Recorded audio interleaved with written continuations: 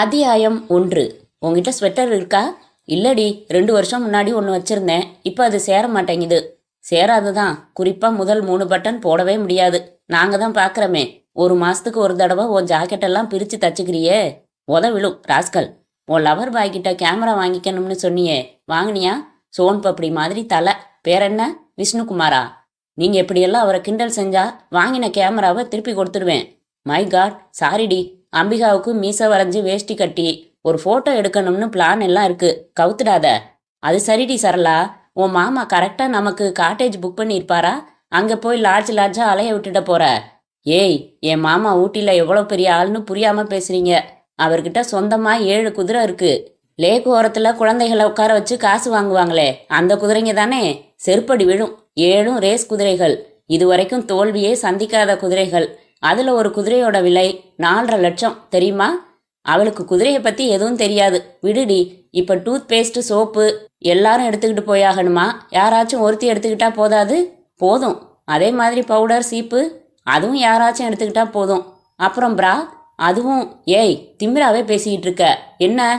தோழிகளின் உற்சாகமான பயண ஏற்பாடுகளை தனது கட்டிலில் ஒருக்களித்து படுத்தபடி ரசித்து கொண்டே கையில் ஆங்கில நாவலை தாங்கி இருந்தாள் மோகினி. ஜன்னல் வழியாக பெங்களூர் குளிர்காற்று அவள் கூந்தலின் பிசிறுகளை மென்மையாக தாளாட்டி கொண்டிருக்க மோகினியை க்ளோஸ்அப்பில் வர்ணிக்கலாம். கவிழ்ந்த சோழிகளாய் குண்டு கண்களில் அட்டென்ஷன் சொன்னதைப் போல நிமிர்ந்து வரிசை தப்பாமல் நிற்கும் விரைப்பான இமைமுடிகள், புருவங்கள் ட்வீஸ் செய்யப்பட்டு மத்தியில் வெள்ளரி விதை அளவில் ஒரு சிகப்பு பொட்டு. அந்த கூரான நாசிக்காக திரையுலகம் கட்டுக்கட்டாக நாசிக் காகிதங்களை கொட்ட தயாராகிவிடும். இயற்கையாகவே லேசான ஈரமும் மினுமினுப்பும் கொண்ட வெட்டி எடுத்து ஒட்ட வைத்ததை போன்ற உதடுகள். அவை திறந்து மூடும்போது பளிர் பளிரிடும் பற்கள், குபுக்கென்று உப்பி வழிந்த கன்னங்கள், தொட்டு ஒரு முறை அசைக்கலாமா என்று தூண்டும் கச்சிதமான மோவாய். டைட் க்ளோஸ்அப்பில் அவ்வளவுதான். ஏண்டி மோகினி, எவ்வளவு நேரம்தான் புத்தகம் படிச்சுக்கிட்டு இருப்ப? நீ உன் சூட்கேஸ் எல்லாம் ரெடி பண்ணிட்டியா? காலையில் 5 மணிக்கெல்லாம் வேன் வந்துடும். பெங்களூரே குளிராத்தானே இருக்கு. அவசியம் நாம் ஊட்டிக்கு போயாகணுமா என்றாள் மோகினி எழுந்து அமர்ந்து. சாத்துடி அவளை. 15 நாளாக பேசி பேசி ஒவ்வொருத்தையாக கரைச்சி சம்மதிக்க வச்சு பிளான் போட்டிருக்கேன். இப்போ வந்து போகணுமான்னு கேள்வி கேட்குற நீ. 1 மாசமாக ரா பகலாக கண் விழித்து பரிச்சை எழுதியிருக்கோம். நம்ம டென்ஷனுக்கு ஒரு வடிகால் வேணாமா? 2 மாதம் வெக்கேஷனில் நாமெல்லாம் பிரிஞ்சிருக்க போகிறோம். அதுக்கு முன்னாடி ஒரு சின்ன ஜாலி ட்ரிப். 5 நாள் தானே. ஊட்டியிலேருந்து எல்லாரும் பிரிஞ்சு அவங்க ஊருக்கு போயிட போகிறோம். நான் எங்கேயும் போகல அனிதா என்றாள் மோகினி. பின்ன பெங்களூர்லே இருந்து என்ன செய்ய போகிற? பார்ட் டைம் வேலை ஒன்றுக்கு சொல்லி வச்சுருக்கேன். கம்ப்யூட்டர் கோர்ஸ் சேர்ந்து படிக்கலாம்னு இருக்கேன். மெட்ராஸில் தாத்தா வீடு ஒன்று தான் எனக்கு போக்கிடம். அங்கே ஒரே போர். வீட்டில் யாரும் இல்லை. மெட்ராஸ் கிளைமேட்டும் எனக்கு ஒத்துக்காது. வெயில் ஜாஸ்தி. அதனால தான் இந்த ஏற்பாடு. ஹாஸ்டலில் தங்கிக்க வார்டன்கிட்ட பர்மிஷன் வாங்கிட்டேன். அதை விடு, எங்களோட ஊட்டிக்கு வரப்போறியா இல்லையா? நான் வரேன், சும்மா கேட்டேன் என்றபோது அந்த அறையின் கதவு தட்டப்பட்டது. கூடவே, மோகினிக்கு மெட்ராஸ்லேருந்து ஃபோன் வந்திருக்கு என்று ஒரு மாணவியின் குரல். மோகினி தன் மடியில் வைத்திருந்த தலையணையை எடுத்து போட்டுவிட்டு வேகமாக ஃபோன் இருக்கும் வார்டனின் அறைக்கு விரைந்தாள். ஹலோ, நான் மோகினி பேசுகிறேன். மோகினி, எப்படிம்மா இருக்க? இன்னைக்கு கடைசி பரீட்சை எப்படிம்மா எழுதின? ரொம்ப நல்லா எழுதியிருக்கேன் தாத்தா. சரி, நீ உடனே புறப்பட்டு இங்கே வந்துரு. இல்லை தாத்தா, வந்து நான் 1 வாரம் கழிச்சு வரேன். வந்து 2 நாள் தங்கிட்டு திரும்பிடுறேன். இங்கே பெங்களூரில் எனக்கு. மோகினி, விளையாடுறியா நீ? உனக்கு பரீட்சை எப்போ முடியும், எப்போ நீ வருவன்னு நான் தவிச்சுக்கிட்டு இருக்கேன். இங்கே எவ்வளோ பெரிய பொறுப்பு உங்ககிட்ட ஒப்படைக்கணும்னு இருக்கேன். நீ இன்னைக்கு ராத்திரியே புறப்பட்டு வந்துரு. ஆமாம் தாத்தா, நான் இங்கே ஃப்ரெண்ட்ஸோடு சேர்ந்து. மோகினி, ஃபோனில் சொல்ல முடியாதுமா. ஒரு ரொம்ப ரொம்ப முக்கியமான விஷயம் இருக்குது. காரணம் இல்லாமல் சொல்ல மாட்டேன். நீ வா, உடனே வா. என்ன தாத்தா இப்படி சொல்கிறீங்க? ஒரு 5 நாள் கழிச்சாவது. ஐயோ, நிலவரம் தெரியாமல் பேசிக்கிட்டு இருக்க நீ. என் உயிர் போகிற பிரச்சனைம்மா இங்கே. இதுக்கு மேலே விபரமாக சொல்லிகிட்டு இருக்க முடியாது. நீ நாளை காலையில் இங்கே இருக்கணும் மோகினி. மோகினி குழப்பமடைந்தாள். உயிர் போகும் பிரச்சனையா? என்ன அது? தாத்தாவின் குரலில் ஏராளமான பதட்டம், தடுமாற்றம், அவசரம் எல்லாம் இருக்கிறது. சரி தாத்தா, நான் வரேன் என்றாள் மோகினி. அத்தியாயம் 2. தனியார் டிராவல்ஸின் அந்த வீடியோ கோச் சென்னையை நோக்கி விரைந்து கொண்டிருந்தது. வீடியோவில் வந்த சினிமா பாட்டில் முதல் சரணம் முடிவதற்குள்ளாகவே ஹீரோயினை ஹீரோ 17 முறை முத்தமிட்டு முடித்திருக்க பாதி பேர் உறங்கிக் கொண்டிருந்தார்கள். ஜன்னலோர சீட்டில் அமர்ந்திருந்த மோகினி ஜில் என்ற சில்வர் கம்பிகள் கன்னத்தை லேசாக அழுத்த முகத்தை சாய்த்திருந்தாள். அவள் பார்வை இருட்டுக்குள் ஒளிந்து கொண்டு பதறி ஓடும் மரங்களின் மேல் பதிந்திருந்தது. இவள் அருகில் அமர்ந்திருந்த வயதானவர் கையில் இருந்த மாலை தினசரியை தோசையாக சுருட்டி பிடித்தபடி சீட்டில் பின்புறம் சாய்ந்து லேசாக வாய்ப்பிழந்து உறங்கிக் கொண்டிருந்தார். தாத்தா கூட கிட்டத்தட்ட இவரை போலத்தான் முகஜாடை என்று தோன்றியது மோகினிக்கு. யப்பா, என்ன ஒரு உயரம்! 6 4 இல்லை 5 எந்த வீட்டின் வாசல் என்றாலும் குனிந்து குனிந்துதான் போவார். சொட்டு நீல விளம்பரத்தில் காட்டுவது போல அத்தனை வெளியிரென்ற வேஷ்டி, காலையில் கட்டியது கசங்கி விடுவதால் மாலையில் வேறு. வேஷ்டியில் எத்தனை ரகமான கரைகள் உண்டோ அத்தனையும் வைத்திருக்கிறார். அப்புறம் முழுக்கை வெள்ளை சட்டை, சட்டையின் கை முனைகளில் கப்ளிங்ஸ், முதல் பட்டனை கூட விடாமல் அத்தனையையும் போட்டு 2 பாக்கெட்டுகளிலும் அப்படி ஒரு உப்பல், கத்தையாய் காகிதங்கள், முந்தா நாள் பயணம் செய்த பல்லவன் டிக்கெட்டும் லாண்டரி பில்லும் வழியில் கொடுத்த விளம்பர நோட்டீஸும் அத்தனையும் வைத்திருப்பார். எதையும் கிழிக்க விடமாட்டார். எல்லாவற்றின் பின்னாலும் ஒரு ஃபோன் நம்பர் இல்லை விலாசம் என்று எதையாவது குறித்து வைத்திருப்பார். தாத்தா பரணிதரனுக்கு வயது 60 நெருங்கிக் கொண்டிருக்கிறது. தாத்தாவுக்கு ஒரே ஒரு பெண், என் அம்மா. லக்னோவில் என் அப்பா ஸ்டீல் பிளான்ட் ஒன்றில் என்ஜினியர் என்பதால் தாத்தா தன் வயலையெல்லாம் விற்று வரதட்சணை கொடுத்தாராம்.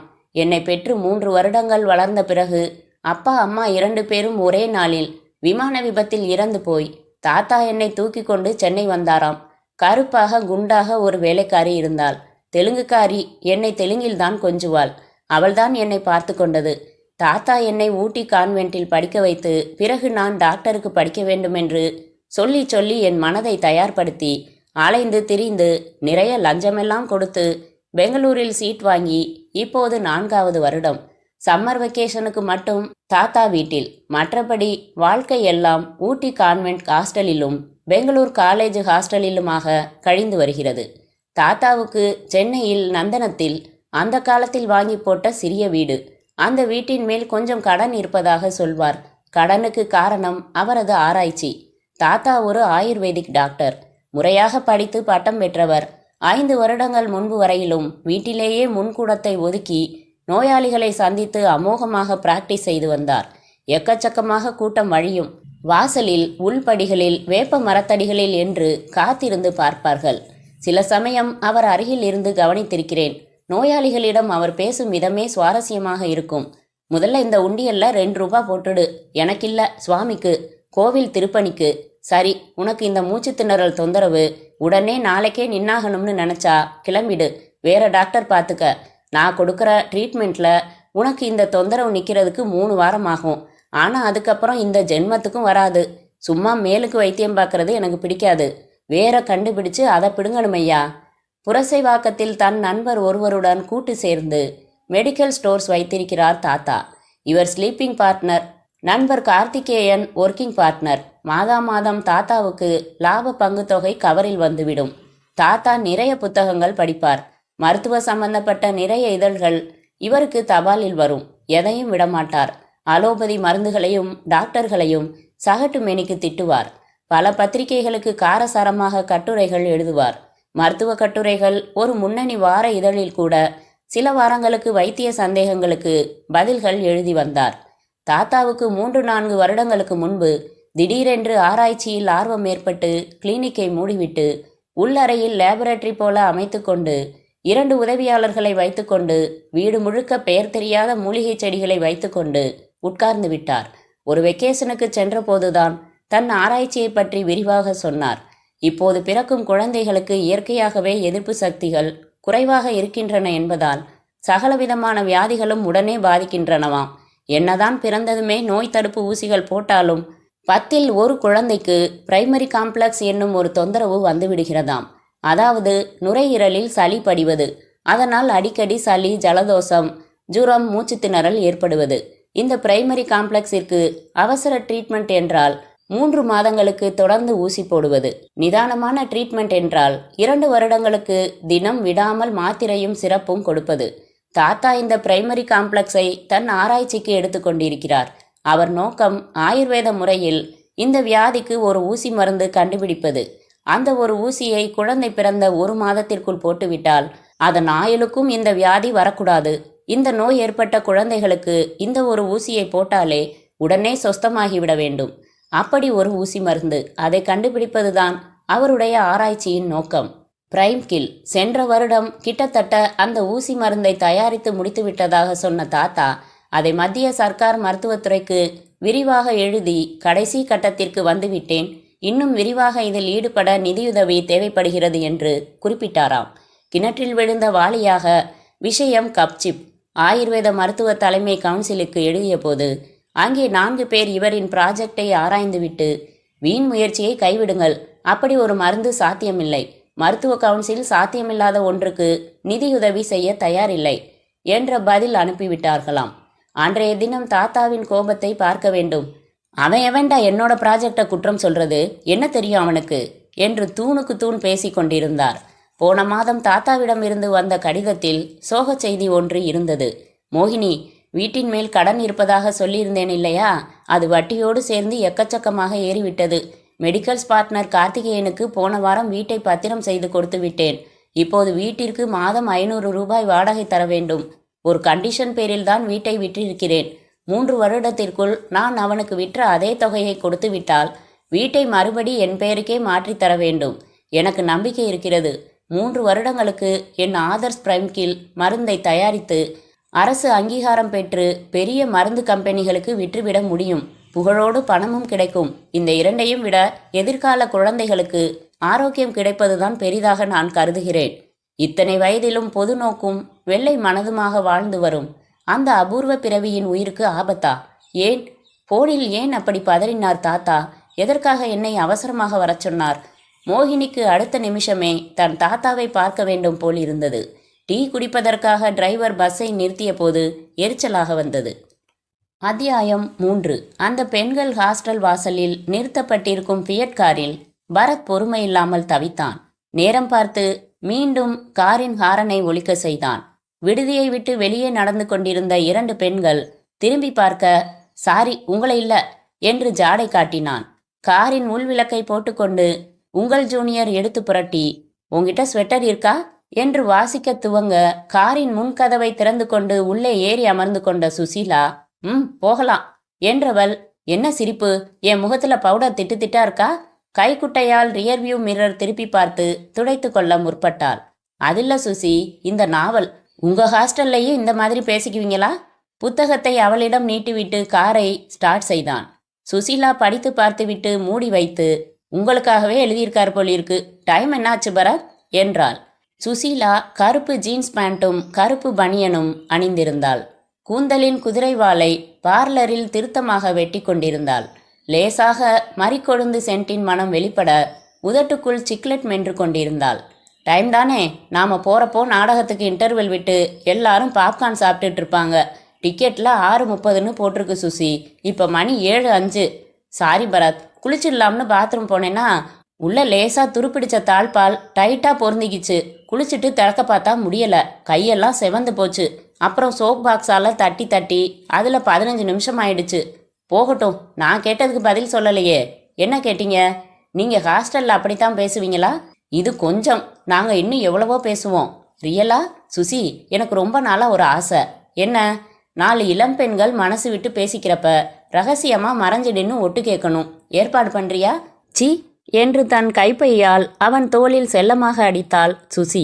எப்படி மனசு வந்துச்சு பரத்? 1000 சாக்கு சொல்லுவீங்களே, நான் கூப்பிட்டதுமே டிராமாவுக்கு வந்துட்டீங்களே. எல்லாம் ஒரு தப்பித்தல் தான்.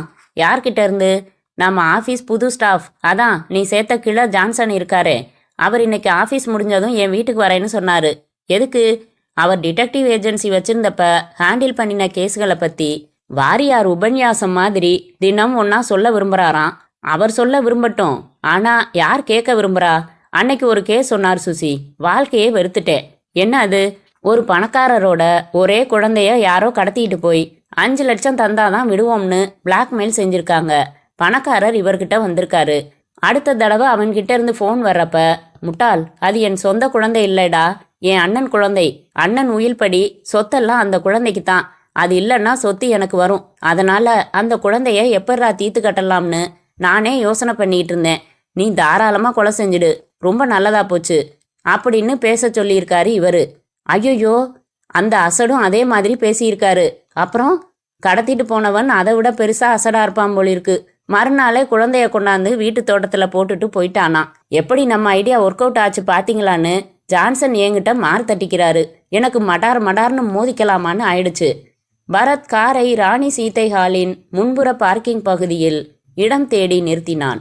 இருவரும் உள்ளே வந்தபோது நாடகம் துவங்கி பூர்ணம் விஸ்வநாதன் நடிப்பில் பீத்து உதறி கொண்டிருந்தார். 7-8 எக்ஸ்கியூஸ் மீகள் சொல்லி 4-5 கால்களை மிதித்து தங்கள் நாற்காலியில் பரத் சுசீலா அமர்ந்து கொண்டார்கள். மதி, நீ பெரிய ஆளுப்பா, வீட்டுக்கு வந்திருந்தியான். ஜானகி சொன்னா வீட்டு மேலே உள்ள கடனை எல்லாம் நீயே அடைச்சிடுறதா சொன்னியான். என்ன சொல்றதுனே புரியல. விஸ்வரூபம் எடுத்து நிற்கிற.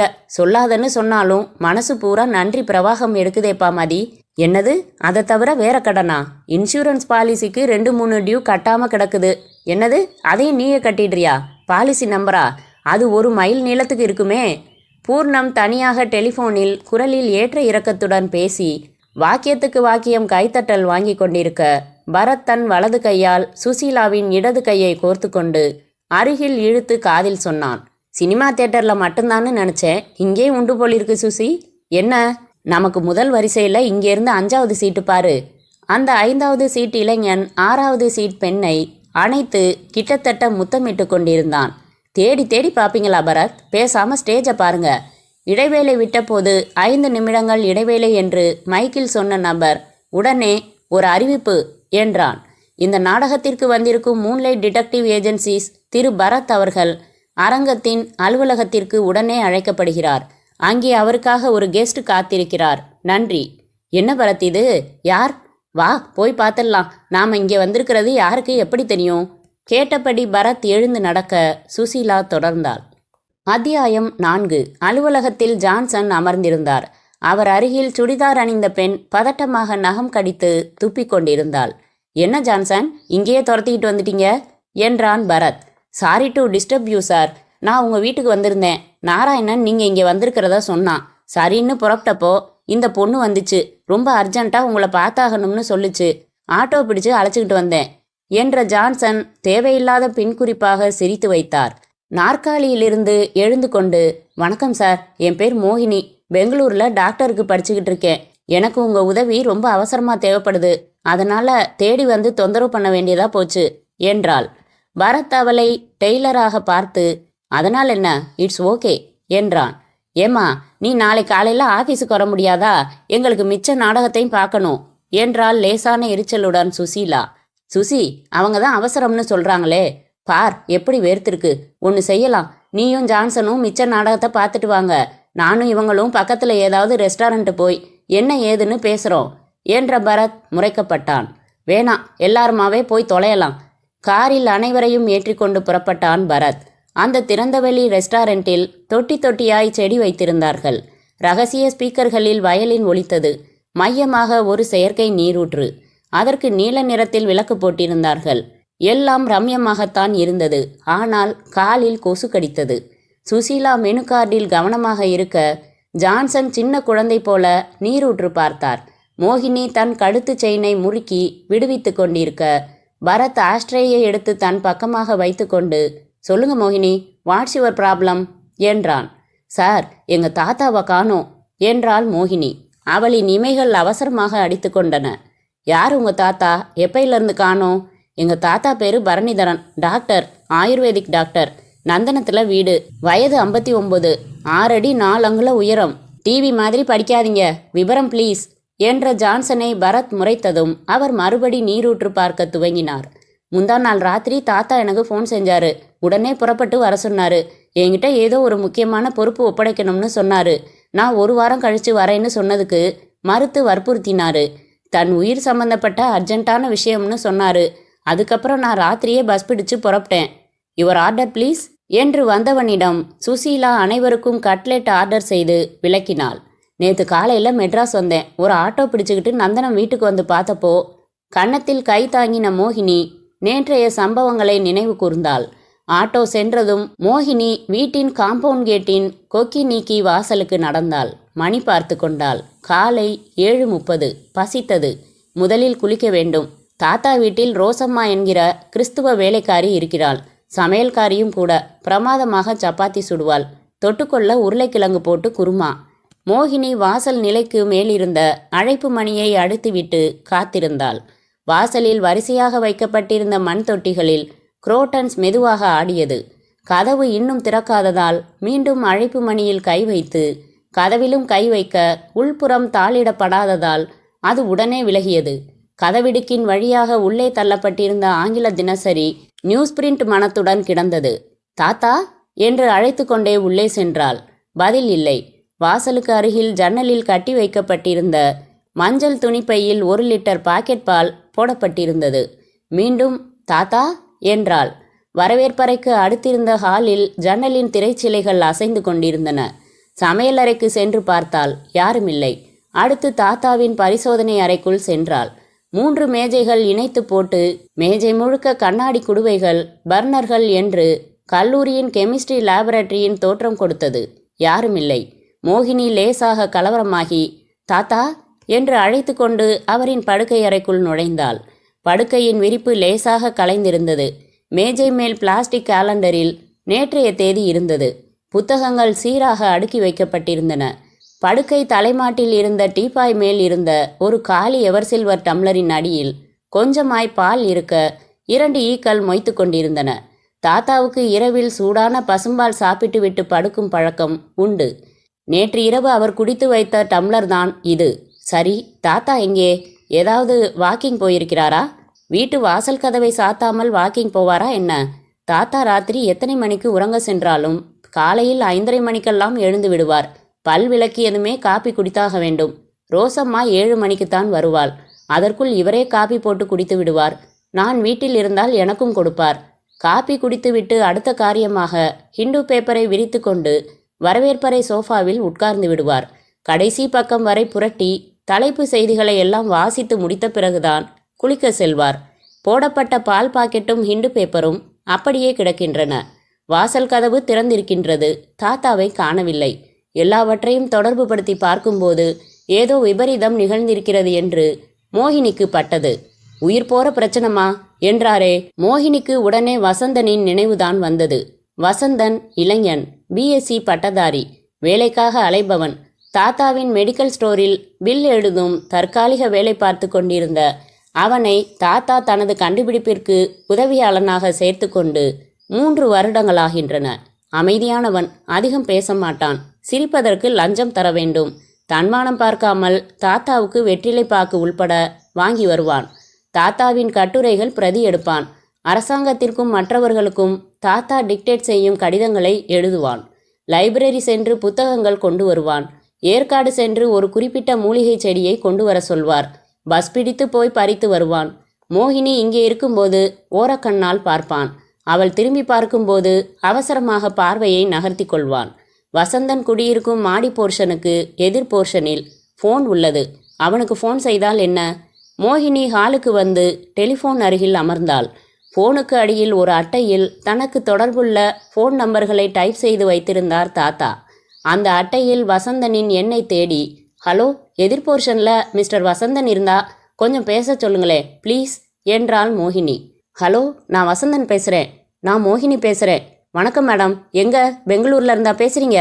இல்லை, மெட்ராஸில் இருந்து தான். தாத்தா வீட்டிலேருந்து தான் பேசுகிறேன். இப்போ தான் 10 நிமிஷம் ஆகுது வந்து. அப்படியா? என்ன விஷயம் மேடம்? கொஞ்சம் உடனே நேரில் வர முடியுமா வசந்தன்? தாத்தா வர சொன்னாரா மேடம்? 9 மணிக்கு ஆஃபீஸ் போயிட்டு ஈவினிங் வந்தால் போதுமான்னு கேளுங்களேன். ஆஃபீஸா? என்ன ஆஃபீஸ்? தாத்தா உங்ககிட்ட விவரம் சொல்லலையா? நான் இப்போ உங்கள் தாத்தா கிட்ட இல்லை மேடம். விலகி 1 மாதமாச்சு. ஒரு ப்ரைவேட் கம்பெனியில் எனக்கு வேலை கிடச்சி ஜாயின் பண்ணிட்டேன். முறையாக சொல்லிட்டு தான் விலகினேன். அப்படியா? எனக்கு தெரியாது. வசந்தன், இங்கே தாத்தாவை காணலை. வீடு திறந்து கிடக்குது. எனக்கு கலவரமாக இருக்குது. என்ன செய்கிறதுன்னு தெரியல. நீங்கள் லீவ் போட்டுட்டு வர முடியுமா ப்ளீஸ்? காணாமா? என்ன மேடம் சொல்கிறீங்க? நான் வரேன், உடனே வரேன். ரொம்ப தேங்க்ஸ் வசந்தன். மோகினி ஃபோனை வைத்துவிட்டு அவனுக்காக காத்திருந்தாள். அத்தியாயம் 5. கட்லெட் மேல் சாஸ் ஊற்றி ஸ்பூனால் வெட்டி ஒரு வாய் வைத்து கொண்ட பரத் அப்புறம் என்றான். இதுவரை மோகினி சொல்லி கொண்டு வந்ததில் முக்கிய அம்சங்களை தனது சிறிய குறிப்பு நோட்டில் குறித்து கொண்டிருந்த ஜான்சனும் ஆர்வமாக நிமிர்ந்து அவளை பார்த்தார். வசந்தன் வீட்டுக்கு வந்ததும் தாத்தாவோட நெருக்கமாக தொடர்பு உள்ளவங்க எல்லாருக்கும் வரிசையாக ஃபோன் செஞ்சு விசாரிச்சாரு. யாரும் தாத்தா அங்கே வந்ததா சொல்லலை. அதனால தாத்தா இயல்பா அவரா புறப்பட்டு எங்கேயும் போகலன்னு முடிவுக்கு வந்தோம். ஏதோ சதி நடந்திருக்குன்னு திட்டவட்டமாக சந்தேகப்பட்டோம். தாமதப்படுத்தாம போலீஸ்கிட்ட போயிடுறது நல்லதுன்னு வசந்தன் சொன்னாரு. உடனே 2 பேருமா வீட்டை பூட்டிக்கிட்டு போலீஸ் ஸ்டேஷன் போயிட்டோம். விபரமா சொல்லி புகார் எழுதி கொடுத்தோம். போட்டோ கேட்டாங்க, கொடுத்தோம். ஒரு சப் இன்ஸ்பெக்டர் எங்களோட வந்தாரு. வீட்டை பார்த்தாரு. பக்கத்து வீட்டில் எதிர்த்த வீட்டில் போய் விசாரிச்சுட்டு வந்தாரு. கண்டுபிடிச்சிடலாம், தைரியமா இருங்கன்னு சொல்லிட்டு புறப்பட்டு போயிட்டாரு. வசந்தனும் ஏதாச்சும் தகவல் வந்தா சொல்லுங்கன்னுட்டு போயிட்டாரு. நேத்து முழுக்க எந்த தகவலும் வரல. ராத்திரி நான் ஹால்லையே படுத்துக்கிட்டேன். ராத்திரி 1 மணி இருக்கும்னு நினைக்கிறேன். அப்போ என்றாள் மோகினி. டெலிஃபோன் மணி ஒலித்தது. மோகினி எழுந்து கொண்டு முதலில் ஹாலின் விளக்கை போட்டுவிட்டு நேரம் பார்த்துவிட்டு லேசான படபடப்புடன் ரிசீவரை எடுத்தாள். ஹலோ, மோகினி பேசுறேன். யாரு? மோகினியா? நல்ல வேளை வந்துட்டியாமா? தாத்தாவின் குரலேதான். ஆனால் ஏகத்திற்கு பதட்டம் இருந்தது. தாத்தா, என்ன ஆச்சு தாத்தா? எங்கேருந்து பேசுறீங்க? மோகினி, மோகினி, என்ன இந்த பசங்க துப்பாக்கி காட்டி கடத்தி மயக்கப்படுத்தி இது என்ன இடம்னே தெரியல அடைச்சி வச்சிருக்காங்க. மோகினி, இதோ பாரு, விபரமா சொல்ல அவகாசம் இல்லை. நான் மயக்கத்தில் இருக்கேன்னு நினச்சி ரூமை பூட்டிட்டு போயிருக்கானுங்க. அந்த பிரைம் கீழ் ஊசி மருந்த நான் கண்டுபிடிச்சிட்டேன் மோகினி. எல்லா பிரச்சனையுமே அந்த இழவால தான். அதை நான் பத்திரப்படுத்தி வச்சுட்டேன். இவனுங்க அந்த தயாரிப்பு முறைக்காகத்தான் என்னை கடத்திட்டு வந்திருக்கானுங்க. நான் சொல்லவே இல்லை. அடிச்சானுங்க, வலிக்குது. ஆனாலும் பரவாயில்ல, நான் சொல்ல போகிறதே இல்லை. எனக்கு ஏதாவது ஆயிடுச்சுன்னா நான் இத்தனை நாள் கஷ்டப்பட்டதுக்கெல்லாம் பலன் இல்லாமல் போயிடும். அந்த முக்கியமான காகிதங்களை எங்கே வச்சிருக்கேன்னு சொல்கிறேன். கவனமாக கேட்டுக்கம்மா. தாத்தா, இப்போ அதுவா முக்கியம்? உங்கள் உயிர் தான் முக்கியம். நீங்கள் எங்கே இருக்கீங்க? அந்த ஆசாமிங்க யாரு? அந்த இடத்த பற்றி ஏதாவது அடையாளம் சொல்லுங்க முதல்ல. இவனுங்க யாருன்னே எனக்கு தெரியாதேம்மா. நான் இது வரைக்கும் பார்த்ததில்ல. 2 பேர் தமிழ் தான் பேசுகிறாங்க. இந்த இடம் ஒரு ரூம். எல்லா வசதியும் இருக்கு. ஏர் கண்டிஷன் செஞ்சிருக்கு. ஜன்னல் எல்லாம் மூடி இருக்கு. என்னால் திறக்க முடியலை. ஃபோனில் நம்பர் எழுதியிருக்கான்னு பாருங்க தாத்தா. இல்லைம்மா, நான் முதலையே பார்த்துட்டேன். ஃபோனில் நம்பர் இல்லை. ஐயோ, என்ன தாத்தா? மோகினி, ரூம் கதவை திறக்கிற சத்தம் கேட்குது. அந்த பாவிங்க வந்துட்டானுங்கன்னு நினைக்கிறேன். மோகினி, அந்த காகிதங்களை எங்கே வச்சிருக்கேன்னா மியூசியத்தில் விஐபி. தாத்தா வாக்கியம் முடிக்கும் முன்பாக பொலேர் என்று அறைவிடும் சத்தம் தெளிவாக கேட்டது. தொடர்ந்து, கிழத்தை கட்டி போடாமல் விட்டுட்டு போனது தப்புடா என்று முரட்டு குரல் கேட்டது. அதன் பிறகு ரிசீவர் லொடக்கென்று வைக்கப்படும் சத்தம் கேட்டது. மோகினி வியர்த்து போய் ஹலோ ஹலோ என்று விரயமாக கத்திக் கொண்டிருந்தாள். கொஞ்ச நஞ்சம் ஒட்டி கொண்டிருந்த தூக்கமும் உடனே விலகி கொண்டது. இந்த நேரத்தில் போலீஸ் ஸ்டேஷன் செல்வதென்றாலும் துணை வேண்டும். வசந்தனை தொந்தரவு செய்வதா? தப்பில்லை. ஆபத்து அவசரம் எனும்போது அதெல்லாம் பார்க்க முடியாது. மோகினி வசந்தனுக்கு ஃபோன் செய்ய, என்னம்மா இந்த நேரத்தில் தொந்தரவு பண்ணுறீங்க? முனகிக்கொண்டே, இரு போய் கூட்டிட்டு வரேன் என்றார் எதிர் போர்ஷன் பெரியவர். ஹலோ, என்னங்க மோகினி என்றான் வசந்தன். மோகினி சுருக்கமாக விவரங்களை சொன்னதும், பரவாயில்ல, ஒன்றும் தொந்தரவு இல்லை. என் பக்கத்து வீட்டுக்காரர்கிட்ட ஸ்கூட்டர் இருக்கு, எடுத்துக்கிட்டு வந்துடுறேன். போலீஸ் ஸ்டேஷன் போய் எல்லா விவரமும் சொல்லிடலாம் என்றான் வசந்தன். இன்ட்ரெஸ்டிங் என்றான் பரத் தன் சிகரெட்டின் சாம்பலை தட்டியபடி. அப்புறம் கட்லெட்டை தொடவே இல்லையே, சாப்பிட்டுட்டு பேசேம்மா என்றார் ஜான்சன். சுசீலா பேப்பர் நாப்கின் எடுத்து பொம்மை செய்து கொண்டிருக்க மோகினி 2 பிட்டு சாப்பிட்டு விட்டு, அந்த சப் இன்ஸ்பெக்டர் பாஸ்கரன் சுறுசுறுப்பா யார் யாருக்கோ ஃபோன் செஞ்சாரு. என்னோட வீட்டுக்கு வந்தாரு. டெலிஃபோனில் டேப் ரெக்கார்டர் இணைச்சாரு. மறுபடி ஃபோன் வரலாம்னு சொன்னாரு. விடிய விடிய வீட்டிலேயே உட்காந்து நான், சப் இன்ஸ்பெக்டர், வசந்தன் 3 பேரும் பேசிக்கிட்டு இருந்தோம். எந்த ஃபோனும் வரல. காலையில் 6 மணிக்கு சப் இன்ஸ்பெக்டர் புறப்பட இருந்த சமயம் ஃபோன் ஒலித்தது. எடுங்க மோகினி, நான் சொன்னது நினைவிருக்கட்டும். ரொம்ப நேரம் இழுத்தடிச்சு பேசுங்க என்றார் சப் இன்ஸ்பெக்டர் பாஸ்கரன். மோகினி ரிசீவரை எடுத்து ஹலோ என்றாள். யாருமா? மோகினியா? உன் கூட தானே தாத்தா பேசினாரு என்று முரட்டு குரல் ஒலிக்க பாஸ்கரன் இயக்கிய டேப் ரெக்கார்டர் உரையாடலை பதிவு செய்ய துவங்கியது. ஆமா, நீங்க யாரு? தாத்தாவை பத்திரமா வச்சிருக்கிறவன். இதை பாருமா, விஷயம் ரொம்ப சிம்பிள். உன் தாத்தா பிரைம் கில் ஊசி மருந்தை கண்டுபிடிச்சாரா? அதோட தயாரிப்பு முறை எங்களுக்கு தேவைப்படுது. ஒரு வெளிநாட்டு கம்பெனிக்கு 10 லட்சம் ரூபாய்க்கு விலை பேசி அட்வான்ஸும் வாங்கிட்டேன். ஆனால் பாரு, உன் தாத்தா அதை எங்கே வச்சிருக்காருன்னு சொல்வேனாங்கிறாரு. துப்பாக்கி காட்டி மிரட்டியாச்சு, அடிச்சு பார்த்தாச்சு. உங்கள் வீடு பூராவும் ஏற்கனவே தேடியும் பார்த்தாச்சு. அதை தாத்தா ரகசியமாக எங்கேயோ பத்திரப்படுத்திட்டாருங்கிறது நிச்சயம். நாங்கள் கொஞ்சம் அசந்துட்டப்ப அவர் உன் கூட ஃபோனில் பேசிட்டாரு. ஒரு தடவை தான் அசர முடியும் இல்லையா? உன் தாத்தாவை உடனே அந்த இடத்துல இருந்து வேற ஒரு இடத்துக்கு மாற்றியாச்சு. உன் புத்திசாலி தாத்தா அந்த இடத்த பற்றி ஏதாவது சொல்லியிருக்கலாம் இல்லையா? அதனால். அதை தவிர தாத்தா அந்த பேப்பர்ஸை எங்கே வச்சிருக்காருன்னு உங்ககிட்ட சொல்லியிருப்பாரே, சொன்னாரா? இல்லை, அதெல்லாம் எதுவும் சொல்லலை என்றாள் மோகினி அவசரமாக. நீ பொய் சொல்கிற. நீ சொல்கிற பொய்யினால உன் தாத்தாவோட உயிருக்கு ஆபத்துன்னு உனக்கு புரியுமோ புரியாதோ சொல்லிடுமா, அது எங்கே இருக்கு? எனக்கு தெரியாது. பாப்பா, நீ டாக்டருக்கு படிக்கிற பாப்பா, விவரமான பாப்பா. தாத்தாவை காணோன்னதும் போலீஸுக்கு போயிட்ட. அப்படிப்பட்ட நீ தாத்தா உன் கூட ஃபோனில் பேசினதும் அதையும் போலீஸ்கிட்ட சொல்லியிருப்ப. அநேகமா இப்போ உனக்கு பக்கத்தில் யாராச்சும் போலீஸ் ஆஃபீஸர் இருந்தாலும் இருக்கலாம். இந்த டெலிஃபோன் பேச்சை பதிவு கூட செய்யலாம். நான் எந்த ஃபோன் நம்பர்லேருந்து பேசுகிறேன்னு கண்டுபிடிக்க ஏற்பாடுகள் கூட செஞ்சுருக்கலாம். அதை பற்றியெல்லாம் கூட கவலைப்படாம தான் பேசுகிறேன்னா எவ்வளவு துணிச்சலானவங்க நாங்கன்னு நீ புரிஞ்சுக்கணுமா. சொல்லிடுமா. என்ன சொல்கிறது? பேப்பர்ஸ் எங்கே இருக்கு? என்ன பேப்பர்? ஹிண்டுவா தினத்தந்தியா? விளையாடுற பாத்தியா? எங்களுக்கு நல்லா தெரியும். கிழவன் உன்கிட்ட சொல்லியாச்சு. உனக்கு தெரியும். எத்தனை போலீஸ் படம் உன் பின்னால் நின்னாலும் அவங்க எல்லாம் உன் தாத்தாவை கண்டுபிடிக்க போகிறதும் இல்லை, காப்பாற்ற போகிறதும் இல்லை. நல்லா யோசிச்சுக்கோ. உனக்கு 2 நாள் அவகாசம் தரேன். அந்த பேப்பர்ஸை ஒப்படைச்சா சத்தியமாக உன் தாத்தாவை எதுவும் செய்யாமல் திருப்பி ஒப்படைச்சிடுவோம். இல்லைன்னா அவருக்கு இரங்கல் கூட்டம் ஏற்பாடு செஞ்சிடலாம்.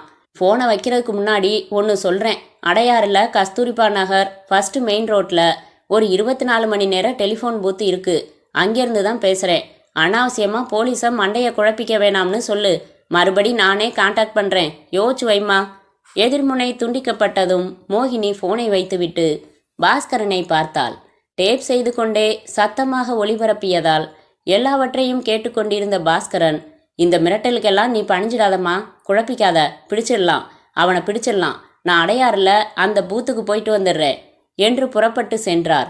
ஏன் வசந்தன், தாத்தாவோட அந்த பேப்பர்ஸ் பற்றி உங்களுக்கு ஏதாவது தெரியுமா என்றாள் கவலையாய் மோகினி. இல்லைங்க, நான் வேலையை விட்டு விலகிற வரைக்கும் அவர் அந்த மருந்தை கண்டுபிடிக்கல. அதுக்கப்புறம் தான் கண்டுபிடிச்சிருக்காருன்னு தெரியுது. நான் அவரை பார்த்தே 3 வாரமாச்சு. உங்ககிட்ட அவர் சரியா சொல்லி முடிச்சிருந்தா பிரச்சனையே இல்லை. அவர் சொல்லத்தான் வந்தாரு, நான் தான் குறுக்கிட்டுட்டேன். மக்கள் சௌகரியத்துக்காக அவர் உன்னை கண்டுபிடிக்க போய் இப்போ அதுவே அவருக்கு எமனா வரும் போலிருக்கே வசந்தன். கவலைப்படாதீங்க, போலீஸ் கண்டுபிடிச்சு காப்பாத்திடும். எனக்கு நம்பிக்கை இல்லை வசந்தன். அவங்க கடமையைத்தான் செய்கிறாங்க. ஆனால் கடத்தினவன் கில்லாடின்னு தெரியுது. அவன் வார்த்தையில் உறுதி தெரியுது. அந்த ஃபார்முலா பேப்பர்ஸை நான் தரலன்னா நிச்சயமாக தாத்தாவை ஏதாவது செஞ்சிடுவாங்கன்னு தான் படுது. இல்லாத ஒன்றை எப்படிங்க தர முடியும்? அவர் சொன்ன குறிப்பை வச்சு அதை தேடி எடுத்துட்டா கூட போலீஸ் அதை அவங்கிட்ட ஒப்படைக்க சம்மதிக்க மாட்டாங்க. தெரியும் வசந்தன், எனக்கு அந்த ஊசி மருந்து பற்றி கவலை இல்லை. என்னை சின்ன வயசுலேருந்து வளர்த்து ஆளாக்கினா தாத்தா தான் முக்கியம். நான் வேற ஒரு யோசனை பண்ணிட்டேன். என்னங்க அது? என் யோசனை செயலானதுக்கப்புறம் உங்ககிட்ட சொல்கிறேன். அது வரைக்கும் தயவு செஞ்சு கேட்காதீங்க என்றாள் மோகினி. அத்தியாயம் 6. இந்த சூழ்நிலையில தான் உங்ககிட்ட வந்திருக்கேன் என்றாள் மோகினி. இதில் நாங்கள் என்ன செய்யணும்னு எதிர்பார்க்குறீங்க என்றான் பரத். இந்த பெண்ணோட தாத்தாவை எங்கே கடத்தி வச்சிருக்காங்கன்னு கண்டுபிடிச்சு காப்பாற்றணும், அதானே என்றார் ஜான்சன். இல்லை என்றாள் மோகினி. இல்லையா, பின்ன என்ன செய்யணும்? நோக்கம் அதான், ஆனால் அதுக்கான வழி தான் வேற. தாத்தாவை கண்டுபிடிக்கிற முயற்சியில் போலீஸ் தீவிரமாக இருக்கு. அது ஒரு பக்கம் தேடிக்கிட்டு இருக்கட்டும். நீங்கள் எனக்கு அந்த ஃபார்முலா காகிதங்களை தான் தேடி தரணும். அதை அந்த ஆசாமிங்க கிட்ட கடாசிட்டு என் தாத்தாவை நான் மீட்கணும். போலீஸ் அதை கண்டுபிடிக்கிறதுக்கு முன்னாடி நீங்கள் கண்டுபிடிக்கணும். ஏன் அப்படி? ஒரு ஆராய்ச்சி ஃபார்முலாங்கிறது பெரிய விஷயம். இப்போ கிட்டத்தட்ட அது பொது சொத்து மாதிரி தான். தாத்தாவோட உயிரை விட அது ரொம்ப முக்கியமானதா அரசாங்கம் நினைக்குது. அதனால போலீஸ் கண்டுபிடிச்சிட்டா கண்டிப்பா என்கிட்ட தரமாட்டாங்க. அதை ஒப்படைச்சு தாத்தாவை மீட்கிற முயற்சியிலையும் இறங்க மாட்டாங்க. அதை ஒப்படைக்காமலேயே காப்பாற்ற முடியுமான்னு தான் நேரம் கடத்துவாங்க. எதிரிங்க கடுப்பாகி என் தாத்தாவை தீத்துடுவாங்க. அதை என்னால் தாங்க முடியாது. எனக்கு என் தாத்தா வேணும், உயிரோட வேணும், முழுசா வேணும் என்ற மோகினியின் அழகான கண்கள் கலங்கின. ஐசி என்று சிந்தனையில் ஆழ்ந்தான் பரத். என்னை பொறுத்த வரைக்கும் அந்த பேப்பர்ல நத்திங். என்னால் என் தாத்தாவை இழக்க முடியாது. I understand your feelings baby. கர்ச்சி என்று நீட்டிய ஜான்சனை பரத் முறைத்ததும் மீண்டும் தன் பாக்கெட்டில் வைத்து கொண்டார். எனக்கு ஃபீஸை பற்றி கவலை இல்லை. கொஞ்சம் நகை வச்சிருக்கேன். விற்று உங்கள் ஃபீஸை கொடுத்துடுவேன். அந்த பேப்பர்ஸை கண்டுபிடிச்சு போலீஸில் ஒப்படைச்சிடாம என்கிட்ட ஒப்படைச்சிடணும். இந்த கண்டிஷனுக்கு முதல்ல நீங்கள் ஒத்துக்கணும் சார். கண்டிஷன் இருக்கட்டுங்க. உங்கள் தாத்தா 2 வார்த்தை தான் குழுவாக சொல்லியிருக்காரு. மியூசியத்தில் விஐபி. தலையும் புரியலை, வாலும் புரியலை. இதை வச்சுக்கிட்டு என்னத்தை கண்டுபிடிக்கிறதுன்னு தெரியலையே. அவர் சொன்னது எனக்கே தெளிவாக புரிஞ்சிருந்தா நான் எதுக்காக சார் சிட்டியில் லீடிங் டிடெக்டிவ் உங்ககிட்ட வரப்போகிறேன்? மோகினியின் வார்த்தைகளில் பாராட்டும் அதற்கு நடுவில் லேசான கிண்டலும் இருப்பதை உணர்ந்த பரத், முடியாதுன்னு எதுவுமே இல்லைங்க, உசுப்பேத்தாதீங்க. தீவிரமாக இறங்கிட்டா சாதிக்காம விட்டதில்லை. 2 நாள் அவகாசம் கொடுத்துருக்கானா அவன் என்றான். ஆமாம், அந்த சப் இன்ஸ்பெக்டர் பேர் என்ன சொன்னீங்க? பாஸ்கரனா? ஆமாம், அவரை மீட் பண்ண போறீங்களா? கண்டிப்பா பேப்பர்ஸ் கண்டுபிடிச்சா உங்ககிட்ட தரணும். அந்த கண்டிஷனில் நான் மீறலை. ஆனால் போலீஸை டச் பண்ணித்தான் ஆகணும். சில கைட்லைன்ஸ் கிடைக்கும். பை உங்கள் தாத்தா காணாமல் போன சமாச்சாரம் பேப்பர்களில் வந்துடுச்சா? வந்துடுச்சு, நான் பார்த்தேன் என்றார் ஜான்சன். மோகினி தன் கைப்பையை திறந்து 2 செய்தித்தாள்களை எடுத்து தந்தாள். இன்னைக்கு காலையில் பேப்பர்லையும் வந்திருக்கு, சாயங்கால பேப்பர்லையும் வந்திருக்கு. போலீஸ் எதையும் மறைக்கல. பேப்பர்காரங்களுக்கு எல்லாத்தையும் சொல்லியிருக்காங்க. பரத் புரட்டி பார்க்க காலை செய்தித்தாளில் டாக்டர் பரணிதரன் கடத்தல், மர்ம மனிதர்களுக்கு போலீஸ் வலைவீச்சு. டாக்டர் பரணிதரன் நந்தனத்தில் வசிப்பவர். நேற்று காலையில் அவர் மர்மமான முறையில் காணாமல் போயிருக்கிறார். அவரது பேத்தி செல்வி மோகினி கொடுத்த புகாரின் அடிப்படையில் போலீசார் விசாரணையை மேற்கொண்டனர். டாக்டர் பரணிதரன் யாரோ சில விஷமிகளால் கடத்தி செல்லப்பட்டிருக்க வேண்டும் என்று போலீசார் முடிவு செய்தனர். அந்த மர்ம மனிதர்களை தேடும் முயற்சியில் தீவிரமாக ஈடுபட்டுள்ளனர். அடுத்து பரத் மாலை செய்தித்தாளை புரட்டினான். மர்ம மனிதன் மிரட்டல், போலீசுக்கு சவால். நேற்று டாக்டர் பரணிதரனை கடத்தி சென்ற மர்ம மனிதர்கள் ஃபோன் செய்து பேத்தி மோகினியை மிரட்டியுள்ளார்கள். டாக்டர் பரணிதரன் ஆயுர்வேத முறைப்படி ஒரு புதிய ஊசி மருந்தை கண்டுபிடித்திருப்பதாக தெரிகிறது. அந்த ஊசி மருந்தின் தயாரிப்பு முறைக்காக அவர் கடத்தி செல்லப்பட்டிருப்பதாக தெரிய வருகிறது.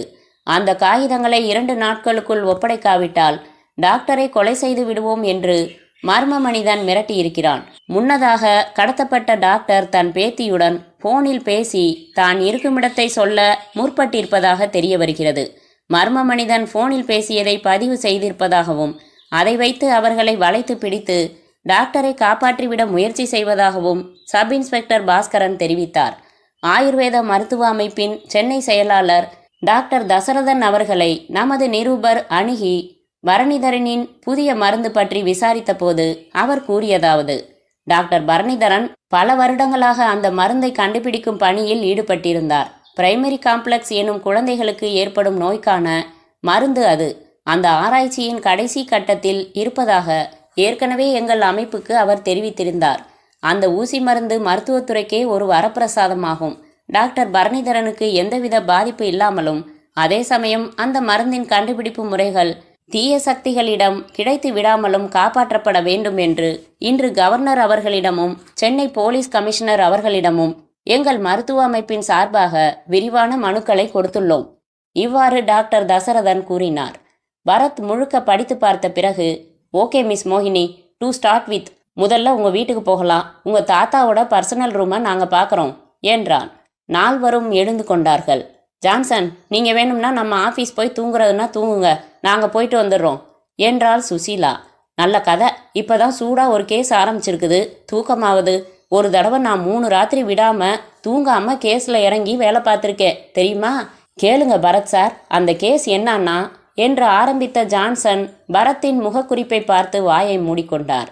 நீங்கள் எங்களோட வர்றதா இருந்தா இப்படி தகர டப்பா மாதிரி சத்தம் போடுறத நிறுத்திக்கணும் முதல்ல என்றான் பரத். நால்வரும் காரை நோக்கி நடந்தார்கள்.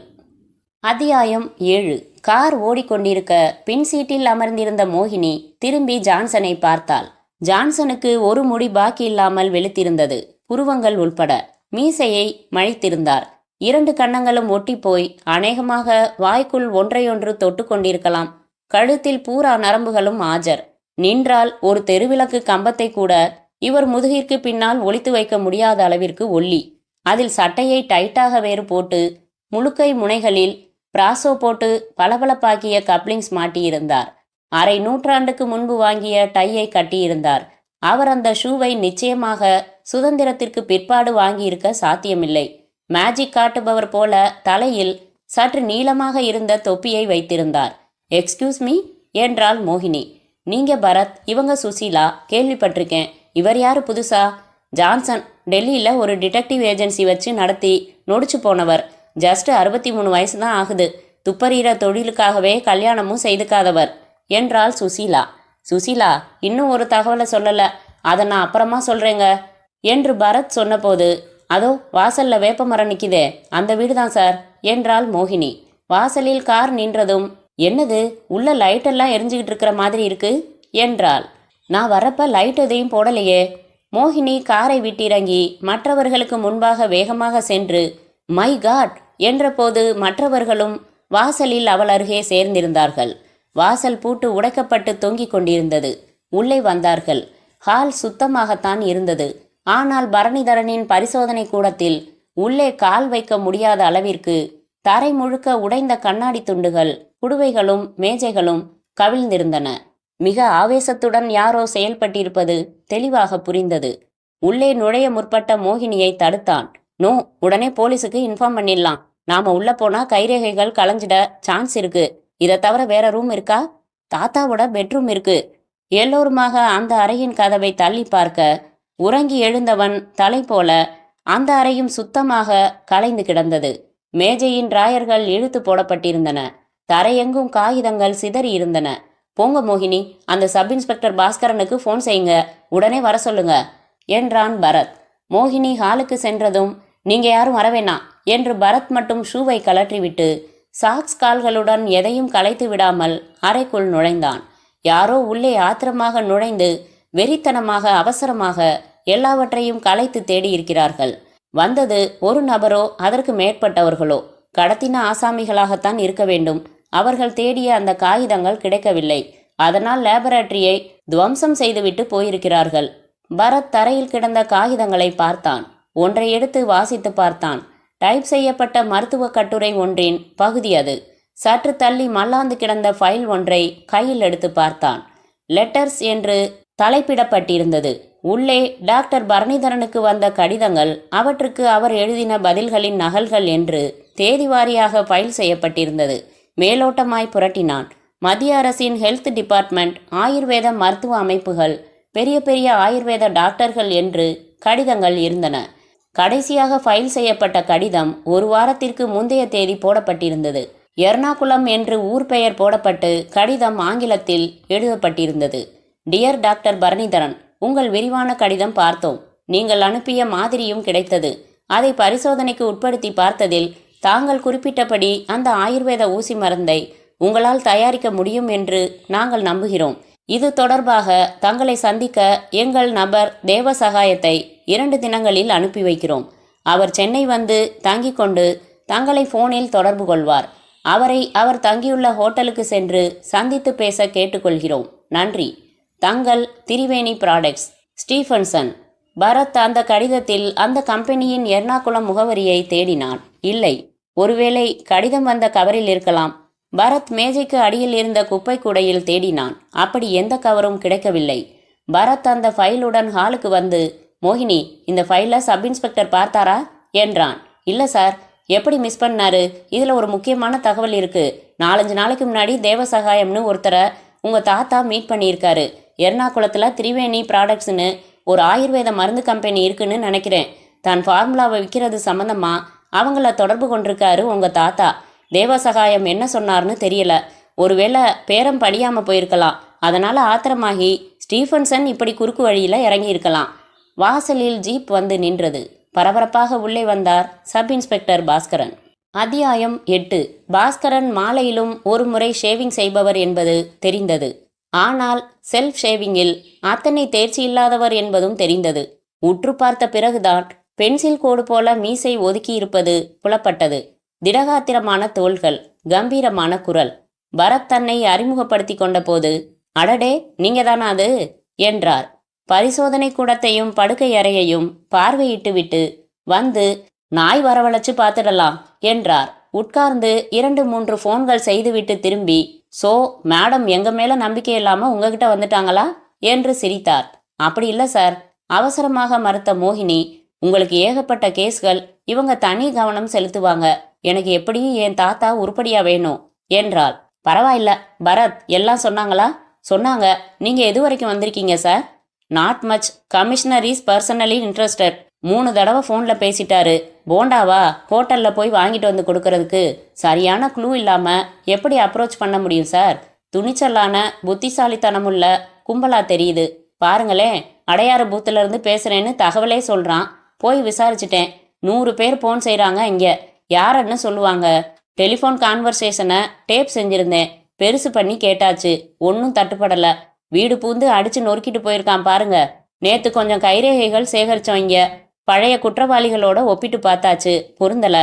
உடச்சி சொல்லணும்னா எந்த திசையில் போகிறதுனே புரியாமல் தத்தளிச்சுக்கிட்டு இருக்கோம். உங்களுக்கு ஏதாச்சும் கோணம் தட்டுப்பட்டுச்சா? பாஸ்கரன் போலீஸ் என்கிற சிறப்பு பந்தா இல்லாமல் வெளிப்படையாக பேசியது பரத்திற்கு பிடித்தது. ஆனால் அவர் அடிக்கடி சுசீலாவை பார்த்து கொண்டது மட்டும் பிடிக்கவில்லை. இந்த ஃபைலை பார்த்தீங்களா? பரத் கொடுத்த ஃபைலை வாங்கி பார்த்து, இல்லையே என்றார். இதில் கடைசி லெட்டர் படிங்க. படித்து பார்த்து, அடடா, இதை நான் எப்படி மிஸ் பண்ணினேன்? எர்ணாகுளத்தில் விசாரிக்கலாமே. செய்கிறேன், இது என்கிட்டே இருக்கட்டும் என்றார் பாஸ்கரன். சற்று நேரத்தில் புகைப்படக்காரர் ஸ்கூட்டரில் வந்தார். அவரை அழைத்து சென்று புகைப்படங்கள் எடுக்க கோணங்கள் சொன்னார் பாஸ்கரன். பிறகு போலீஸ் நாய் வந்தது. அதன் ட்ரைனர் உத்தரவுக்கு கட்டுப்பட்டு லேபரட்டரியிலும் பரணிதரனின் படுக்கை அறையிலும் வாசம் பிடித்துவிட்டு வாசலுக்கு ஓடியது. தெருமுனையில் படுத்து கொண்டது. வந்த ஆசாமிங்க இந்த இடத்துல வந்த வாகனத்தை நிறுத்திட்டு வீட்டுக்கு வந்திருக்கலாம்னு நினைக்கிறேன் என்றார் பாஸ்கரன். அந்த நேரத்திலேயே அக்கம் பக்கத்து வீடுகள் விளக்கணைத்து விட்டு உறங்கிக் கொண்டிருக்க பாஸ்கரன் ஒவ்வொரு வீடாக தட்டி எழுப்பி விசாரித்து விட்டு வந்து உதட்டை பிதுக்கினார். தைரியமாக இருக்க சொல்லிவிட்டு வீட்டிற்கு பாதுகாப்பிற்கு ஒரு கான்ஸ்டபிளை உடனே அனுப்பி வைப்பதாக சொல்லிவிட்டு புறப்பட்டு சென்றார். மோகினி, ராத்திரி நீங்கள் தனியாக இருக்க வேணாம். ஜான்சனை இங்கே விட்டுட்டு போகிறோம், துணையாக இருக்கட்டும். கான்ஸ்டபிளும் வந்துடுவார். நடந்த சம்பவத்தை எல்லாம் அசைப்போடுறேன். காலையில் ஏதாவது ஒரு ரூட்டில் இறங்கிடலாம் என்றான் பரத். தலையசைத்தாள் மோகினி. அதெல்லாம் எதுவும் கவலைப்படாதம்மா, நான் இருக்கேன் என்றார் ஜான்சன். பரத்தும் சுசீலாவும் புறப்பட்ட போது டெலிஃபோன் ஒலித்தது. எடுங்க என்ற பரத் இணைக்கப்பட்டிருந்த டேப் ரெக்கார்டரை ஆன் செய்தான். ஹலோ என்றாள் மோகினி. நான் வசந்தன் பேசுகிறேங்க. தாத்தாவை பற்றி தகவல் எதுவும் கிடச்சிதுங்களா? இல்லைங்க வசந்தன். அதுக்கப்புறம் நான் வெளியில் போயிட்டு திரும்புறதுக்குள்ளே இங்கே வீட்டில் யாரோ பூட்டை உடச்சி புகுந்து லேபரேட்டரியை உடச்சி நாசம் பண்ணி வச்சுருக்காங்க. அடடா, அப்புறம் போலீஸ் வந்து ஃபோட்டோ எடுத்துகிட்டு போயிருக்காங்க. என்னங்க இது, ரொம்ப பயங்கரமான கும்பலாக இருக்கும் போலிருக்கு. பார்ப்போம். அப்புறங்க மோகினி, உங்கள் தாத்தா சொன்ன வார்த்தைகளை யோசிச்சிங்களா? எனக்கு எதுவும் புரியலைங்க. நான் கொஞ்சம் யோசிச்சு பார்த்தேங்க. மெட்ராஸில் தரங்கினி இண்டஸ்ட்ரீஸ் அதிபர் செல்லமுத்து இருக்கார் தெரியுமா? பெரிய கோடீஸ்வரர். கேள்விப்பட்டிருக்கேன். அவர் பழம்பொருள்கள் எல்லாம் சேகரிக்கிற பழக்கமுள்ளவர். அவர் தன்னோட ஆஃபீஸில் ஒரு முழு ஹாலை அலங்காரம் பண்ணி ஒரு குட்டி மியூசியமே வச்சுருக்காரு. அந்த செல்லமுத்துவோட தாத்தாவுக்கு அறிமுகம் உண்டுங்க. ஒரு தடவை நானும் உங்கள் தாத்தாவும் அந்த மியூசியத்துக்கு போயிட்டு வந்தோம். தாத்தா அந்த மியூசியத்தை தான் சொல்லியிருப்பாரோ? மியூசியத்தில் விஐபி செல்லமுத்துக்கிட்ட ஃபார்முலாவை கொடுத்து வச்சிருக்கேன்னு சொல்ல வந்திருப்பாரோன்னு யோசிச்சேன். எனக்கு தோணினதான் உங்ககிட்ட சொல்லி வச்சிடலாம்னு கூப்பிட்டேன். ரொம்ப தேங்க்ஸுங்க வசந்தன். நாளைக்கு நான் போய் அந்த செல்லமுத்துவை மீட் பண்ணி பேசி பார்க்குறேன். தனியாக இருக்கீங்களா? பயமாக இருந்தால் நான் வேணும்னா வரட்டுமா? வேணாங்க, இங்கே ஒரு கான்ஸ்டபிளை அனுப்பி வைக்கிறதா சப் இன்ஸ்பெக்டர் சொல்லிட்டு போயிருக்காரு. கேட்டதுக்கு தேங்க்ஸ். Good night Vasanthan. மோகினி ஃபோனை வைத்ததும் ரொம்ப கச்சிதமாக பேசுனீங்க என்றான் பரத். வசந்தன் சொல்கிற யோசனை கூட சரியாக இருக்குமோன்னு தோணுது. இருக்கலாம், உங்களுக்கு சிரமம் வேணாம். காலையில் நாங்கள் அந்த விஐபியை சந்திச்சிடுறோம். அப்புறம் இந்த வசந்தன் எப்படிங்க மோகினி? ரொம்ப நல்ல டைப் சார். தனக்கு வேறு வேலை கிடைச்சது தான் அவர் உங்கள் தாத்தாவை விட்டு விலகிறதுக்கு உண்மையான காரணமானு தெரிஞ்சுக்கணும். ஓகே, நாங்கள் புறப்படுறோம். அத்தியாயம் 9. கௌசல்யா, சுப்ரஜா, ராமபூர்வா, சந்தியா அந்த பங்களாவின் வரவேற்பறை வரை சன்னமாக கேட்டது. கண்ணாடி ஜன்னல்களை மறைத்து முரட்டு துணியில் ஸ்கிரீன்கள் தொங்கின. டீஃபாயில் கிடந்த பத்திரிகைகளை எடுத்து புரட்டி கொண்டிருந்த சுசீலா வெள்ளை மிடியும் அதற்கு சிகப்பு டாப்ஸும் அணிந்து புதிதாக பறித்த பூங்கொத்தாய் இருந்தாள். லைக் இண்டியன் பிரைஸ் என்று எழுதி வைத்திருந்தாள். அப்படின்னா என்றான் அப்போதுதான் கவனித்த பரத். என்ன அப்படின்னா? இந்திய விலைவாசியை போலன்னா காலையில் என்கிட்ட திட்டு வாங்கியே திறனுமா? எழுதி போட்டுக்கிட்டு திரியறதுக்கு தைரியம் இருக்குது. விளக்கம் கேட்டால் சொல்கிறதுக்கு மட்டும் தைரியம் இல்லையாக்கும். அப்படி இல்லை, உங்கள் மாதிரி மரமண்டைகளுக்கு புரியாட்டி பரவாயில்ல பரத். ஓ, இப்போ எனக்கு புரிஞ்சிருச்சு சுசி. இந்தியாவில் விலைவாசி இறங்கவே இறங்காது. அப்படின்னா என்றபோது குட் மார்னிங் என்று வரவேற்பறைக்குள் நுழைந்தார் செல்லமுத்து. கதர் வேஷ்டி, கதர் சட்டை, காது மடல்களில் முடி. பரத் தன்னை அறிமுகப்படுத்தி கொண்ட பிறகு, டாக்டர் பரணிதரன் கடத்தப்பட்டிருக்கிறது உங்களுக்கு தெரியுமா சார் என்றான். பேப்பரில் படித்தேன். மர்ம நாவல் படிக்கிற மாதிரி இருந்துச்சு. பரணிதரன் உங்களுக்கு நல்ல பழக்கமா? நெருக்கம்னு சொல்ல முடியாது, தெரியும். ஒரு பார்ட்டியில் அறிமுகமானாரு. என் பிரைவேட் மியூசியத்துக்கு இன்வைட் பண்ணேன், வந்தார். அப்புறம் ஒரு தடவை என்னை வீட்டில் சந்திச்சு தன்னோட ப்ராஜெக்ட் பற்றி சொன்னார். மத்திய சர்க்காரில் ஹெல்த் மினிஸ்டர் லெவலில் சிபாரிசு செய்ய முடியுமான்னு கேட்டார். முயற்சி பண்ணுறேன்னு விவரங்கள் வாங்கி வச்சேன். அதுக்கப்புறம் அவரை நேற்று பேப்பரில் பார்த்தது தான். டாக்டர் அந்த ஊசி மருந்தை கண்டுபிடிச்சிட்டாரு சார். அதன் தயாரிப்பு முறைகளை பத்திரப்படுத்தியிருக்காரு. மியூசியத்தில் விஐபின்னு ஏதோ ஃபோனில் சொல்ல ஆரம்பிச்சிருக்காரு. அதனால உங்ககிட்ட ஏதாவது கொடுத்து வச்சிருக்காரான்னு தெரிஞ்சுக்கத்தான். அவர் சென்ட்ரல் கவர்மெண்ட்டுக்கு விண்ணப்பிச்ச மனுவோட பிரதி தான் என்கிட்ட கொடுத்தாரு. அதை வேணும்னா தரேன். வேணாம், உங்கள் மியூசியத்தை பற்றி சொல்லுங்களேன். நான் 20 வருஷமா பழம்பொருட்களை தேடி தேடி வாங்கி சேகரிச்சுக்கிட்டு இருக்கேன். இதுக்காகவே வெளிநாட்டுக்கெல்லாம் போவேன். என்ன விலைனாலும் ஏலத்தில் எடுப்பேன். இன்ஃபேக்ட் என் பாதி சொத்தே அதில் தான் இருக்குது. அரசாங்கத்துக்கிட்டேயே இல்லாத பல அபூர்வ பொருள்கள் எல்லாம் வச்சிருக்கேன். எல்லாத்தையும் வீட்டுக்குள்ளேயே அடுக்கி வச்சு நீங்கள் மட்டும் ரசிக்கிறது நியாயமா? ஒரு சின்ன மியூசியம் மாதிரி அமைச்சு பொதுமக்கள் பார்க்க ஏற்பாடு செய்யலாமேன்னு ஒரு நண்பர் யோசனை சொன்னார்.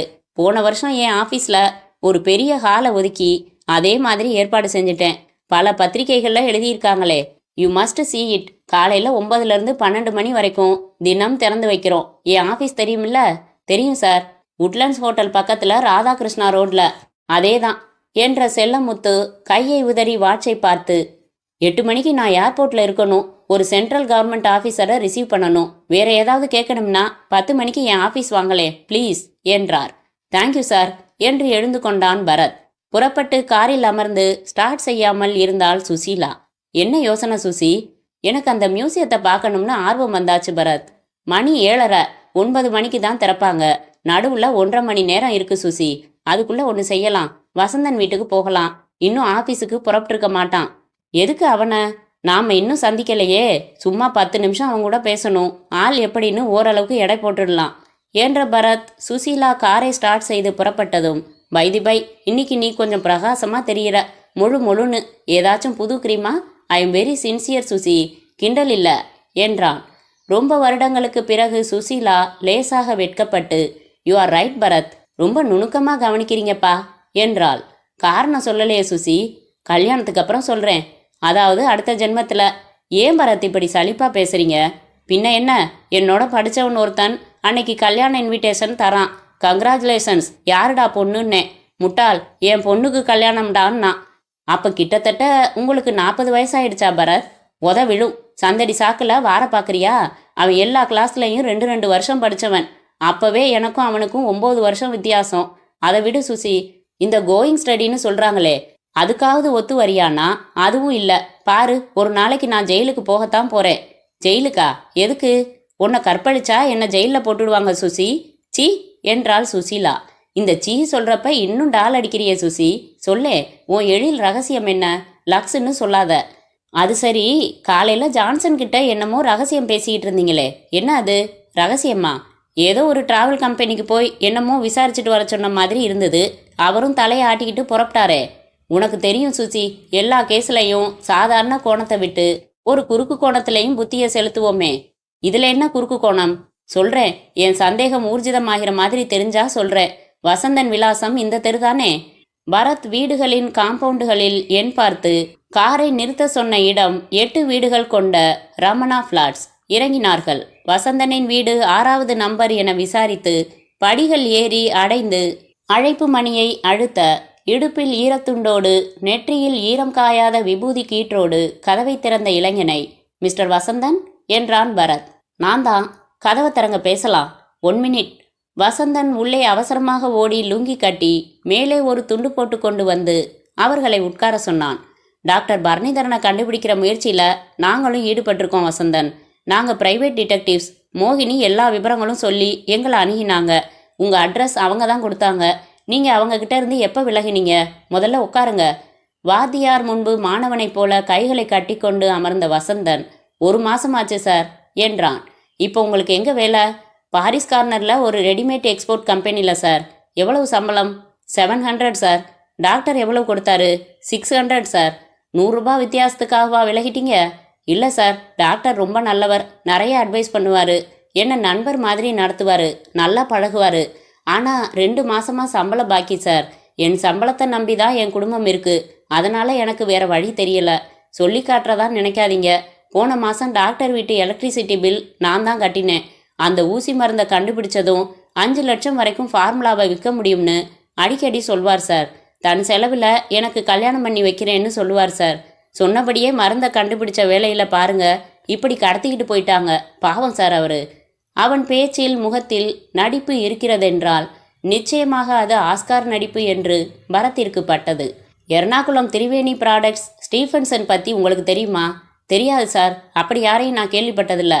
இப்போ நீங்கள் வேலை பார்க்குற கம்பெனி அட்ரஸ் கொடுங்க.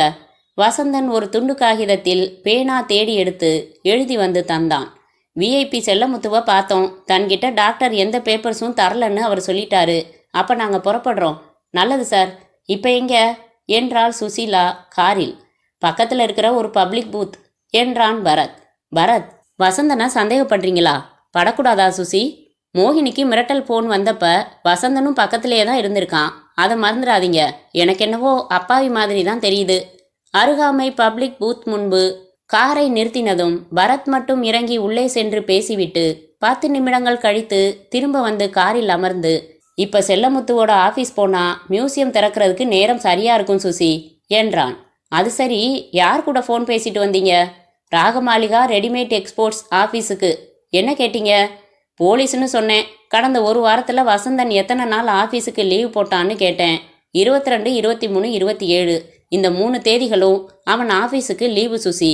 27ங்கிறது முந்தா நாள் பரத். அன்னைக்கு தான் வசந்தன் லீவ் போட்டுட்டு தன்னோட போலீஸ் ஸ்டேஷனுக்கெல்லாம் துணையா வந்ததா மோகினியே சொன்னாலே.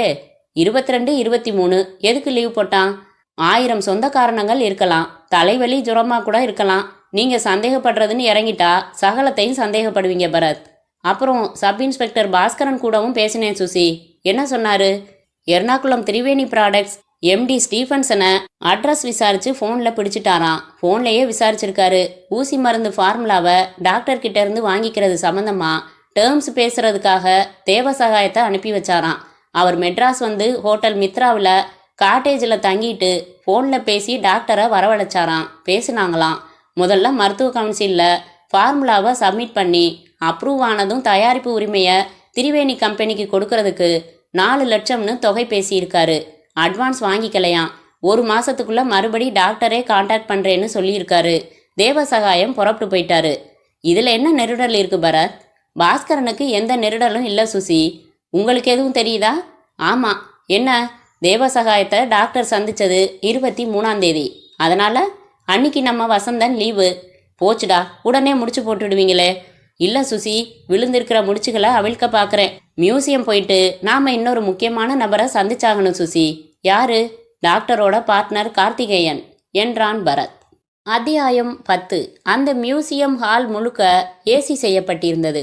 மிக ரிச்சாக இன்டீரியர் டெக்கரேஷன் செய்யப்பட்டு சரம் சரமாய் சாண்டிலியர்கள் தொங்கின.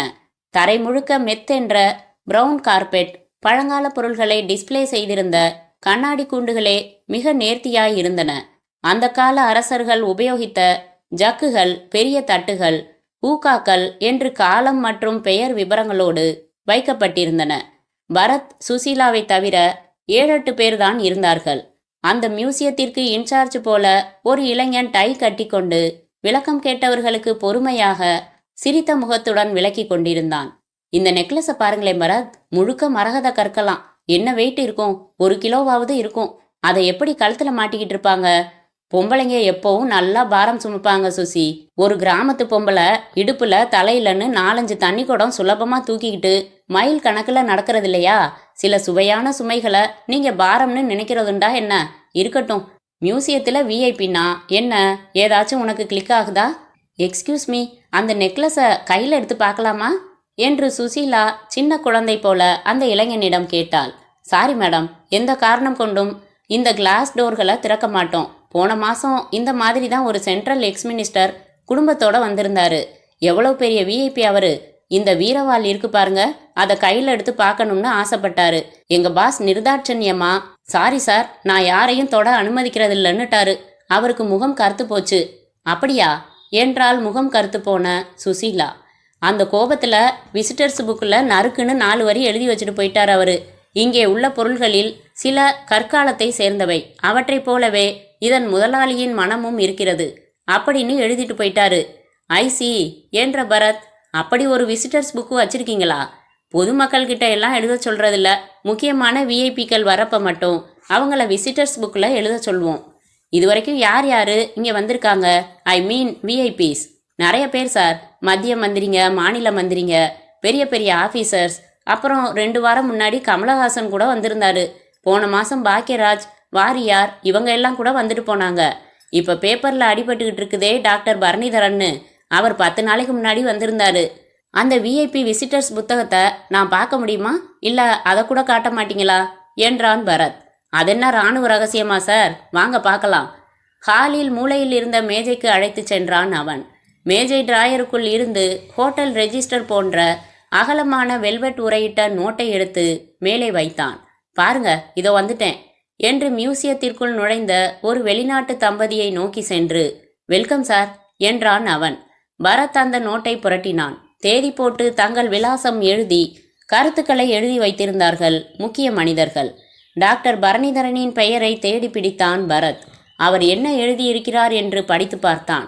காண கிடைக்காத, பார்வைக்கு விருந்தாகும் சரித்திரம் சொல்லும் கேடயங்களும் பொன்பிடி போட்ட வாள்களும் காலத்தை உணர்த்தும் பிற பொருள்களும் செல்லமுத்துவின் டேஸ்டை சபாஷ் என போற்ற வைக்கின்றன.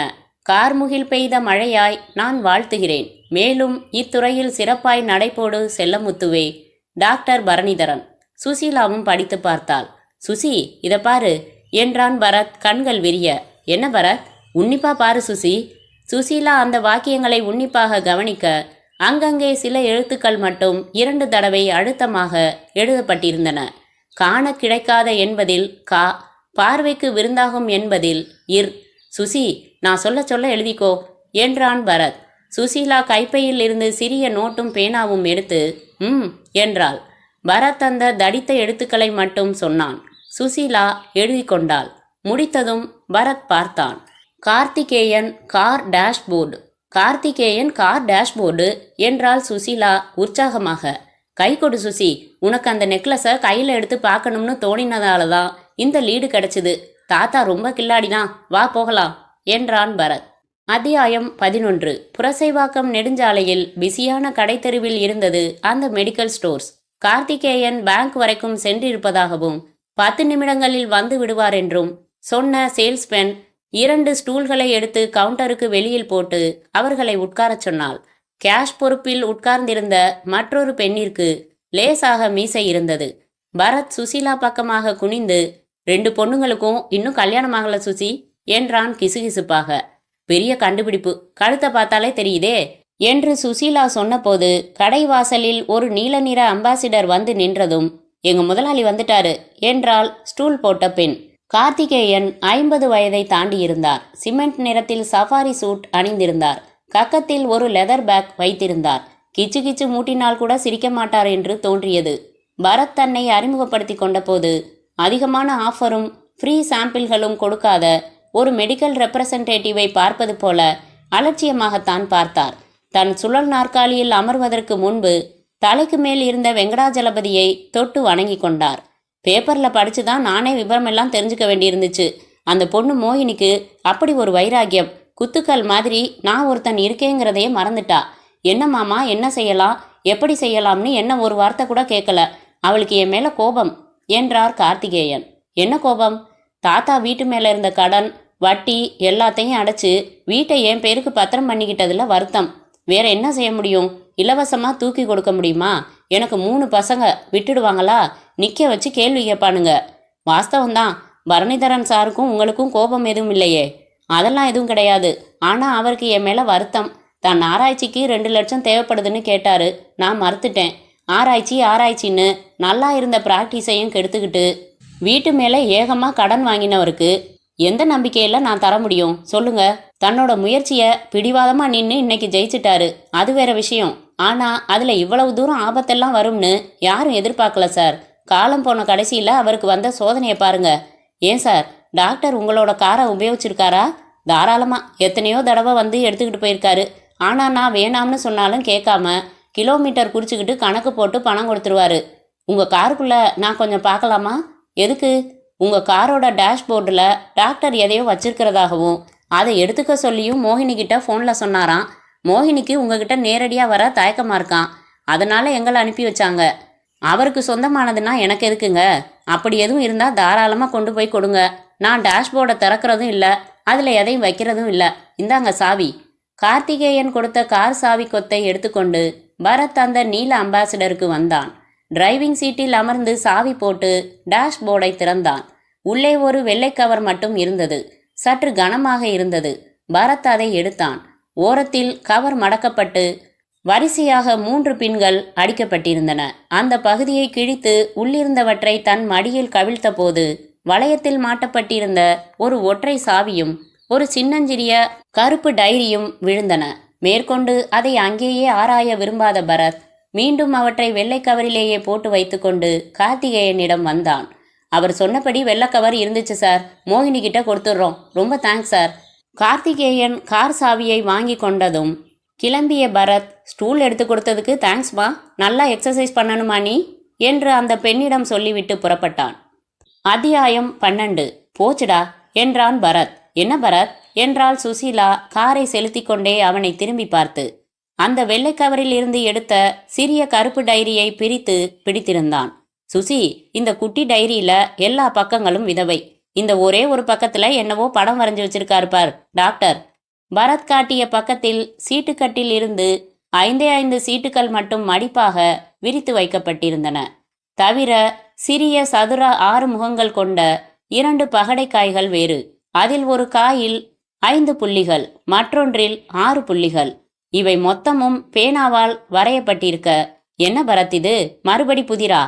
ஆனாலும் கிழவனுக்கு இவ்வளவு குசும்பு கூடாது சுசி, சகட்டு மெனுக்கு இழுத்து அடிக்கிறாரே நம்மள. இது என்ன இழவுன்னு நாம பாய பிராண்டனுமா?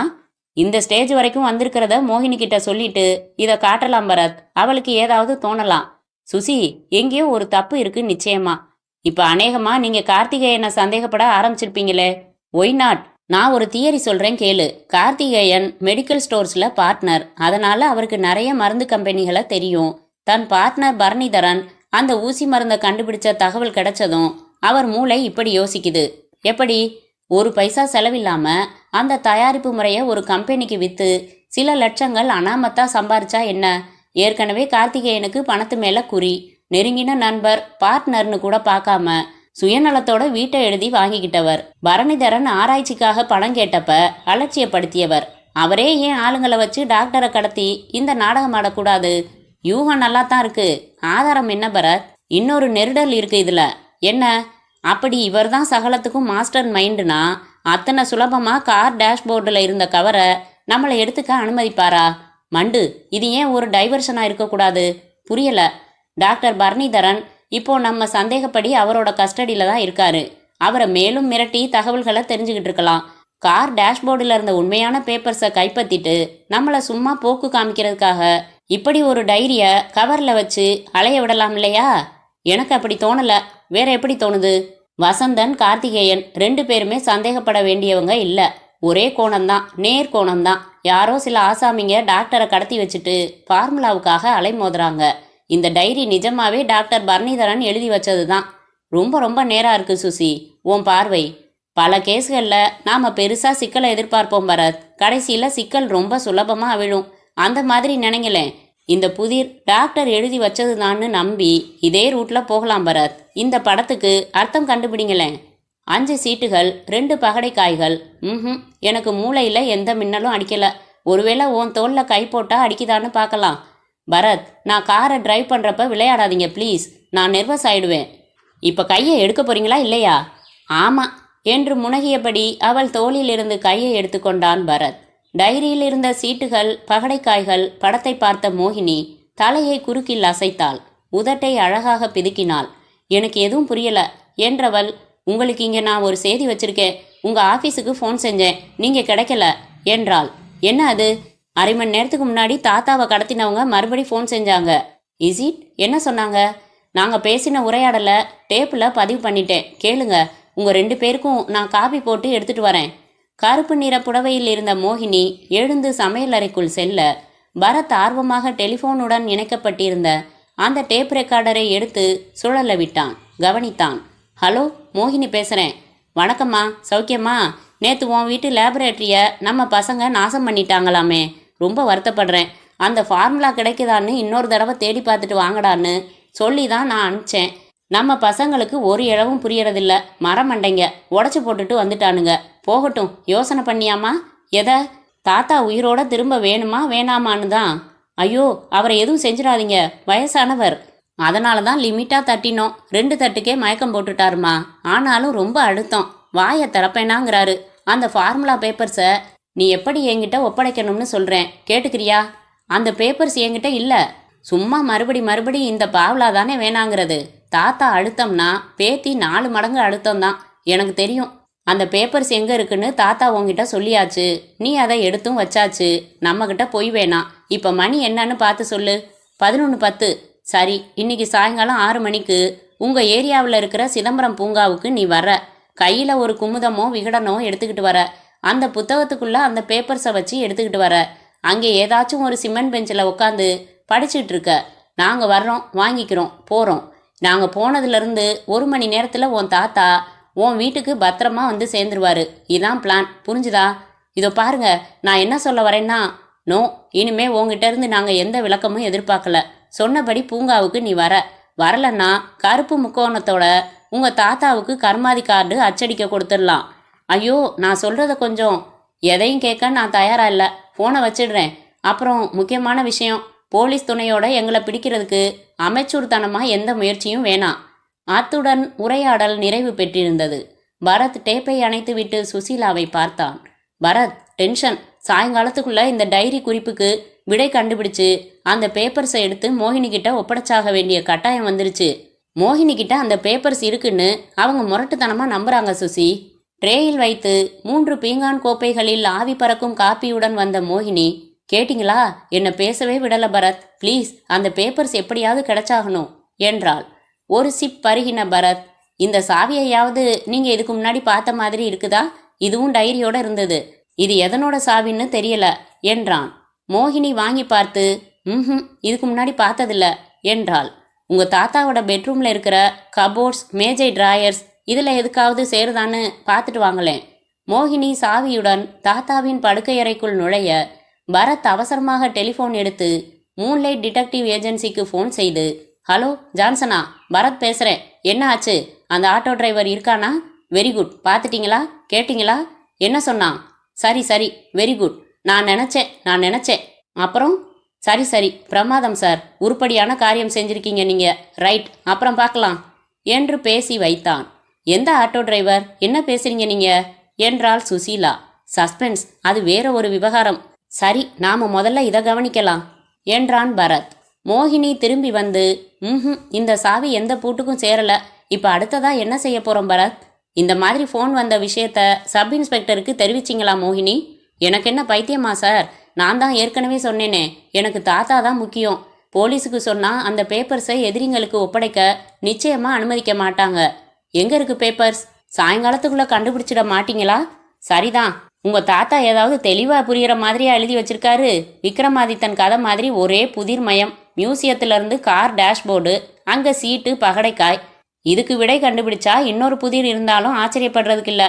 இது ஏதாச்சும் நம்பராக இருக்குமா என்றாள் சுசீலா. என்ன நம்பர்? ஜேன்னா 11, கியூன்னா 12, கேன்னா 13, எஸ்ன்னா 16, இப்படி. சரி, என்ன அர்த்தம்? உங்கள் வீட்டில் சீட்டு கட்டி இருக்கான்னு பாருங்களேன் மோகினி. அதில் இந்த 5 சீட்டுகளையும் எடுத்து பார்த்தா அதில் ஏதாச்சும் எழுதி வச்சிருக்கலாம். நோ, எங்கள் தாத்தாவுக்கு சீட்டாடுறதுனா ரொம்ப பிடிக்குமே ஒழிய வீட்டில் சீட்டுக்கட்டு கிடையாது. இன்ஃபேக்ட் அவர் வின்னர்ஸ் கிளப்னு ஒரு சூதாட்ட கிளப்ல மெம்பர். எப்போவாச்சும் போவார். ஆனால் போயிட்டார்னா மணிக்கணக்காக உட்காந்துருவாரு. வேஸ்ட் என்றாள் சுசீலா. இந்த சீட்டுகளும் பகடைக்காய்களும் அந்த சூதாட்ட கிளப்பை ஏன் குறிக்கக்கூடாது? மேபி என்றான் பரத். வின்னர்ஸ் கிளப் நுங்கம்பாக்கத்தில் இருக்கு. அந்த கிளப்புக்கு போய் விசாரிக்கலாமா பரத்? ட்ரை பண்ணி பார்க்கலாம். நானும் உங்கள் கூட வரேனே என்றாள் மோகினி. தாராளமாக வாங்க. மோகினி அவர்களுடன் வீட்டை பூட்டி கொண்டு புறப்பட்டாள். அத்தியாயம் 13. வின்னர்ஸ் கிளப்பில் பகல் 12 மணிக்கு 10க்கும் மேற்பட்ட கார்கள் நின்றன. ஒரு ஹாலில் சிகரெட் புகை மேகங்களின் மத்தியில் பெரிய மனிதர்கள் பிளாஸ்டிக் டோக்கன்கள் வைத்து சீட்டாடி கொண்டிருந்தார்கள். உழைக்க வேண்டிய இந்த நேரத்தில் கூட சீட்டு விளையாடுறாங்க பாருங்க பரத் என்றாள் சுசீலா காரின் கண்ணாடியை ஏற்றிவிட்டு லாக் செய்தபடி. இது கூட உழைப்பு தான். முதுகு வலிக்க உட்காந்துருக்கணும்.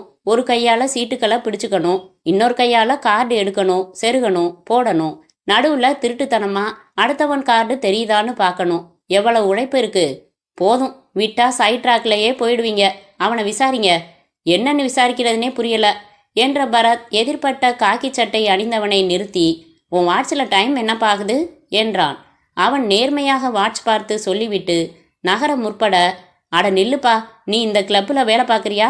ஆமாம் சார், இங்கே கணக்கு எழுதிக்கிறதுலேருந்து காப்பி டீ வாங்கிட்டு வந்து தர்ற வரைக்கும் எல்லாம் நான் தான். என்ன வேணும் உங்களுக்கு? பொதுவாக இங்கே லேடிஸ் வரமாட்டாங்களே. டாக்டர் பரணிதரன் பற்றி கொஞ்சம் தெரிஞ்சுக்கணும் நாங்கள். என்ன தெரிஞ்சுக்கிறது? பேப்பரை பாருங்க சார். 3 நாளாக அவரை பற்றி தானே எழுதுறாங்க. யாரோ கடத்திட்டு போயிட்டாங்களாமே. தெரியும்பா, அவர் பேத்தி தான் இவங்க. உன் பேர் என்ன? நடராஜன். கரெக்ட், நடராஜன் தானே சொன்னாரு என்றான் சுசீலாவை பார்த்து. அவளும் புரியாமல் ஆமாம்மா என்றாள். யார் சொன்னாரு? என்ன சொன்னாரு என்றான் நடராசன். டாக்டர் பரணிதரன் இந்த கிளப்பில் மெம்பர்ஸ் அதானே? ஆமாம், அவர் தான் சொன்னார் ஃபோனில். இந்த மாதிரி வின்னர்ஸ் கிளப்பில் வேலை பார்க்குற நடராஜன் கிட்ட கொடுத்து வச்சிருக்கேன், போய் வாங்கிக்கங்கன்னு. இது என்னங்க கதையா இருக்குது? என்ன கொடுத்து வச்சாராம்? ஒரு கவர் உங்ககிட்ட கொடுத்து பத்திரமா வச்சுக்க சொன்னாராமே. சார், இந்த மாதிரி எந்த வம்பளையும் என்ன மாட்டி விட்டுடாதீங்க. எனக்கு மலிவு விலை மது கவரை தவிர வேற எந்த கவரும் தெரியாது. வேணும்னா டாக்டரோட செல்ஃபை திறந்து பாருங்க, அங்கே எதுவும் வச்சாரோ என்னவோ. செல்ஃபா? அதென்ன? இங்கே மெம்பராக உள்ளவங்களுக்கு ஆளுக்கு ஒரு மர செல்ஃப் ஒதுக்கி தந்துடுறோம். இங்கே டென்னிஸ் கிரவுண்டும் உண்டு. ஷர்ட்ஸு ராக்கெட்டு எல்லாம் அவங்க செல்ஃபில் வச்சு பூட்டிட்டு போயிடுவாங்க. டாக்டர் பரணிதரனோட செல்ஃப் நம்பர் 14. வாங்க காமிக்கிறேன். ஆனால் அது பூட்டி இருக்குதே, திறந்து பார்க்கணும்னா சாவி வேணுமே. பரத், அந்த சாவி என்றாள் கண்கள் மலர சுசீலா. என்கிட்ட சாவி இருக்குப்பா, நீ காமி என்றான் பரத். அவன் கட்டிடத்தின் கீழ்த்தளத்தில் ஒரு அறைக்கு அழைத்து செல்ல, அங்கே ஒரு சுவர் முழுக்க மரத்தால் கபோர்டுகள் செய்யப்பட்டு கேலண்டரில் கிழித்த எண்கள் ஒட்டப்பட்டிருந்தன. மோகினி, திறந்து பாருங்க என்றான் பரத். மோகினி வெள்ளைக்கவரில் இருந்த ஒற்றை சாவியை 14ஆம் எண் கபோர்டின் சாவி துவாரத்தில் பொருத்தி முயல உடனே திறந்து கொண்டது. திறக்குது பாருங்க என்றவள் கதவை திறக்க உள்ளே ஒரு வெள்ளை கவர் இருந்தது. அது எல்லா முனைகளிலும் அரக்கு சீல் வைக்கப்பட்டிருந்தது. அதன் மேல் பிரைம் கில் ஃபார்முலா வெகு வெகு முக்கியம் என்று சிகப்பு ஸ்கெட்ச் பேனாவினால் எழுதப்பட்டிருந்தது. மோகினி உற்சாகத்தில் பரத்தின் கையை பிடித்து குலுக்கி, யூ ஆர் கிரேட் சார், கிடைச்சிடுச்சு. மை காட், என் தாத்தாவை நான் காப்பாத்திருவேன். உங்களுக்கு எப்படி நன்றி சொல்றதுனே தெரியல சார். நாளைக்கே நானும் தாத்தாவுமா உங்கள் ஆஃபீஸுக்கு வந்து உங்கள் பில்லை செட்டில் செஞ்சிடறோம் சார். என்னை என் வீட்டில் ட்ராப் பண்ணிடுறீங்களா ப்ளீஸ்? நடராஜனுக்கு 20 ரூபாய் கொடுத்துவிட்டு அவர்கள் புறப்பட்டார்கள். காரில் பரத் கேட்டான், மேடம், நீங்கள் ஒப்படைச்ச வேலையை நாங்கள் செஞ்சிட்டோம். ஆனாலும் ஒரே ஒரு கேள்வி, தப்பாக எடுத்துக்க கூடாது. நீங்கள் ஏன் போலீஸ் துணையோட இதை ஒப்படைக்க கூடாது? உங்களுக்கு தொல்லை வராமல் அவங்க மறைஞ்சிருந்து கண்காணிக்கட்டுமே. போலீஸ்கிட்ட சொல்லக்கூடாதுன்னு அவன் கண்டிப்பாக சொல்லியிருக்கான். சரி, நீங்கள் இதை ஒப்படைச்சிடுறீங்க. அதுக்கப்புறமும் உங்கள் தாத்தாவை அவங்க விடுவிக்கலனா? ஒரு நம்பிக்கை தான். அவன் சொல்கிறபடி செய்கிறத தவிர வேற வழி இல்லை. மோகினியை அவர்கள் வீட்டில் விட்டுவிட்டு பரத் சுசீலா புறப்பட்டார்கள். அத்தியாயம் 14. சிதம்பரம் பூங்கா. மாலை மணி 6. அந்த சிமெண்ட் பெஞ்சில் புடவை கட்டிய மோகினி கையில் வார இதழுடன் அமர்ந்து காத்திருந்தாள். 10 நிமிடம் கழித்து தடியுன்றி மெதுவாக நடந்து அவள் அருகில் வந்தான் பிச்சைக்காரன். அவள் மடியில் ஒரு மடித்த சீட்டை போட்டான். மோகினி எடுத்து பிரித்தாள். அந்த பேப்பர்ஸ் உள்ள கவரை பிச்சைக்காரனின் பாத்திரத்தில் போட்டுவிட்டு திரும்பி பார்க்காமல் புறப்பட்டு செல்லவும். 1 மணி நேரத்திற்குள் தாத்தா பத்திரமாக வீடு வந்து சேர்வது உறுதி என்று எழுதியிருந்தது. மோகினி அதன்படியே புத்தகத்திற்குள்ளிருந்து அரக்கு சீல் வைக்கப்பட்ட அந்த கவரை பிச்சைக்காரனின் அலுமினிய பாத்திரத்தில் போட்டுவிட்டு எழுந்து வேகமாக பூங்காவை விட்டு வெளியேறினாள். டாக்டர் பரணிதரனின் வீடு முழுக்க எக்கச்சக்கமாக கூட்டம் வழிந்தது. முன்ஹாலில் கேமராக்களோடு பத்திரிகை போட்டோகிராஃபர்களும் ரிப்போர்ட்டர்களும் காத்திருக்க, உள்ளறையில் டாக்டர் பரணிதரன் நடுநாயகமாக அமர்ந்திருக்க, அவர் எதிரில் உதவி கமிஷனர் மற்றும் பல போலீஸ் அதிகாரிகள், சப் இன்ஸ்பெக்டர் பாஸ்கரன் ஆகியோர் அமர்ந்திருந்தார்கள். மோகினி நின்று கொண்டிருந்தாள். அப்புறம் என்றார் உதவி கமிஷனர். எனக்கு மயக்கம் தெளிஞ்சப்போ நான் சிதம்பரம் பூங்காவில் கிடக்கிறத உணர்ந்தேன். என்னை இங்கேருந்து கடத்திக்கிட்டு போனப்பவும் மயக்கப்படுத்தி தான் அழைச்சிக்கிட்டு போனாங்க. அதே மாதிரியே பூங்காவில் போட்டுட்டாங்க. நான் வீடு வந்து சேர்ந்ததும் மோகினி எல்லா விவரமும் சொல்லிச்சு. அந்த ஃபார்முலாவை ஒப்படைச்சு தான் என்னை மீட்டிருக்கிறாங்கிறதுல எனக்கு ரொம்ப வருத்தம். ஆனால் இதில் ஒரே ஒரு சந்தோஷமும் இருக்கு. அந்த ஊசி மருந்தை தயாரிக்கிறதுல மொத்தம் 4 ஸ்டேஜ் இருக்கு. ஒப்படைச்ச கவரில் முதல் 3 ஸ்டேஜ் தான் எழுதி வச்சிருந்தேன். முக்கியமான 4வது ஸ்டேஜ் தெரியாம யாராலையும் அந்த ஊசி மருந்தை தயாரிக்கவே முடியாது. வெரி குட் என்றார் உதவி கமிஷனர். அந்த 4வது ஸ்டேஜ் நான் எழுத்து மூலமா எழுதி வைக்கவே இல்லை. 1 வாரம் யோசிச்சு தீவிரமா ஆராய்ச்சியில் இறங்கினா 4வது ஸ்டேஜை என்னால் மறுபடி உருவாக்கிட முடியும். ஆனால் எனக்கு போலீஸ் பாதுகாப்பு தேவை. கவலையே வேணாம், நாங்கள் தரோம். உங்களை கடத்தினவங்களோட அடையாளங்கள், நீங்கள் இருந்த இடத்தோட அமைப்பு, இதெல்லாம் நாளைக்கு நிதானமாக விசாரிக்கிறோம். இப்போ உங்களுக்காக நிருபர்களும் ஆயுர்வேத மருத்துவ அமைப்பு பிரமுகர்களும் வெளியில் காத்துக்கிட்டு இருக்காங்க. அவங்கள சந்திச்சிடுங்க என்றார் உதவி கமிஷனர். டாக்டர் பரணிதரன் அறையை விட்டு ஹாலுக்கு வர நிருபர்கள் கைத்தட்டி வரவேற்றார்கள். கேமரா ஃப்ளாஷ்கள் மின்னின. எல்லோரையும் வணங்கிவிட்டு அமர்ந்து அவர்களின் கேள்விகளுக்கு பதில் அளிக்க துவங்கினார் டாக்டர் பரணிதரன். இரவு 10 மணிக்கு அழைப்பு ஒலித்த போது டாக்டர் பரணிதரன், யாருன்னு பாருமா மோகினி, நிறைய பேரை பார்த்தாச்சு, டயர்டா இருக்கு, காலையில வர சொல்லு என்றார். மோகினி கதவை திறக்க பரத், சுசீலா நின்றிருந்தார்கள். சாரிங்க மோகினி, ஒரே கூட்டமா இருந்துச்சு, உங்க தாத்தாவோட தனியா பேசணும்னு தான் இந்த நேரத்துல வந்தோம். வாங்க, அவருக்கு எங்களை அறிமுகப்படுத்தி வைங்க. தாத்தா, அந்த ஃபார்முலாவை இவங்க தான் கண்டுபிடிச்சு கொடுத்தாங்க என்று மோகினி அறிமுகப்படுத்தியதும் கை குலுக்கி புன்னகைத்து முடிந்ததும், நிருபர்களுக்கு கொடுத்த பேட்டி விபரம் கேள்விப்பட்டோம் சார். அந்த 4வது ஸ்டேஜ் நீங்க எழுதவே இல்லையாமே, ரொம்ப இன்டெலிஜென்ட் சார் நீங்க. ஒரு சீன் நடிக்கவே நிறைய பேர் திணறுவாங்க. ராமாயணம் மாதிரி எவ்வளவு சீன்ஸ், ஒவ்வொரு சீன்லையும் என்ன ஒரு அற்புதமான நடிப்பு என்றான் பரத். டாக்டர் பரணிதரனின் முகம் மாறி, என்ன சொல்றீங்க நீங்க என்றார். சொல்லட்டுமா, பாயிண்டா சொல்லட்டுமா? உங்களை யாருமே கடத்தல, நீங்களே உங்களை கடத்திக்கிட்டு நீங்களா வீட்டுக்கு வந்துட்டீங்க. ஃபோனில் மிரட்டினது நீங்களே தான். ஏதோ லாட்ஜில் வேஷம் மாற்றி தங்கி குரல் மாற்றி மிரட்டினீங்க. உங்கள் நாடகம் அத்தனைக்கும் உங்கள் பேத்தி மோகினி பிரமாதமான ஒத்துழைப்பு. உங்கள் பேத்தி மேலே எனக்கு சந்தேகம் வந்தது. அதனால் அவங்க பெங்களூர்லேருந்து இங்கே வந்ததா சொன்னேன். ட்ராவல்ஸில் விசாரிக்க சொன்னேன். அந்த பஸ்ஸு காலையில் 5 மணிக்கே மெட்ராஸ் வந்துடுச்சு. வீட்டுக்கு வந்தது 1 மணிக்குன்னு சொன்னது முதல் பொய். உங்கள் பேத்தியை ஏற்றிக்கிட்டு வந்து வீட்டில் விட்ட ஆட்டோவையும் விசாரித்து பிடிச்சு அந்த டிரைவரை விசாரிச்சப்ப அந்த பொண்ணு பெல் அடித்ததும் ஒரு கிழவர் திறந்தாரு. அது உள்ளே போகிற வரைக்கும் பார்த்தேன்னு சொன்னான். அந்த கிழவர் உங்களை தவிர வேற யார்?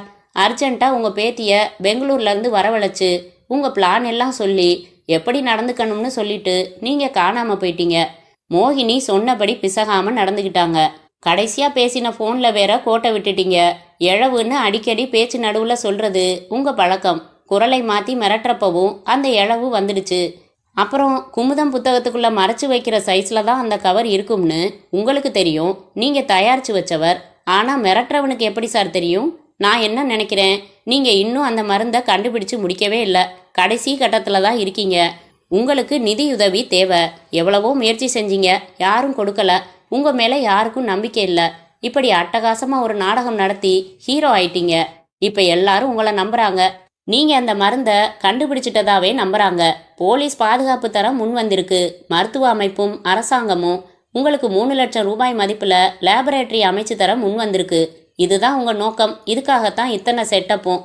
எல்லாம் ஒன்மேன் ஷோ. எதையாவது மறுக்க விரும்புகிறீங்களா என்ற பரத் மூச்சு வாங்கினான். நடுநடுங்கி வியர்த்து போயிருந்த டாக்டர் 2 கரங்களையும் சேர்த்து கூப்பி, எல்லாம் ஒத்துக்கிறேன், ஆனால் தயவு செஞ்சு மாட்டேன். நான் கண்டுபிடிச்சது எதையும் வெளியில் சொல்ல மாட்டேன். செயல் தப்பு, ஆனால் நோக்கம் சிறப்பு. உங்கள் இன்டெலிஜென்ஸ் எனக்கு பிடிச்சிருக்கு. All the best doctor. கிடைக்க போகிற நிதி உதவியை வச்சுக்கிட்டு சீக்கிரமே அந்த மருந்தை கண்டுபிடிங்க டாக்டர் என்று பரத் அவர் கையை குலுக்கிவிட்டு எழுந்தான்.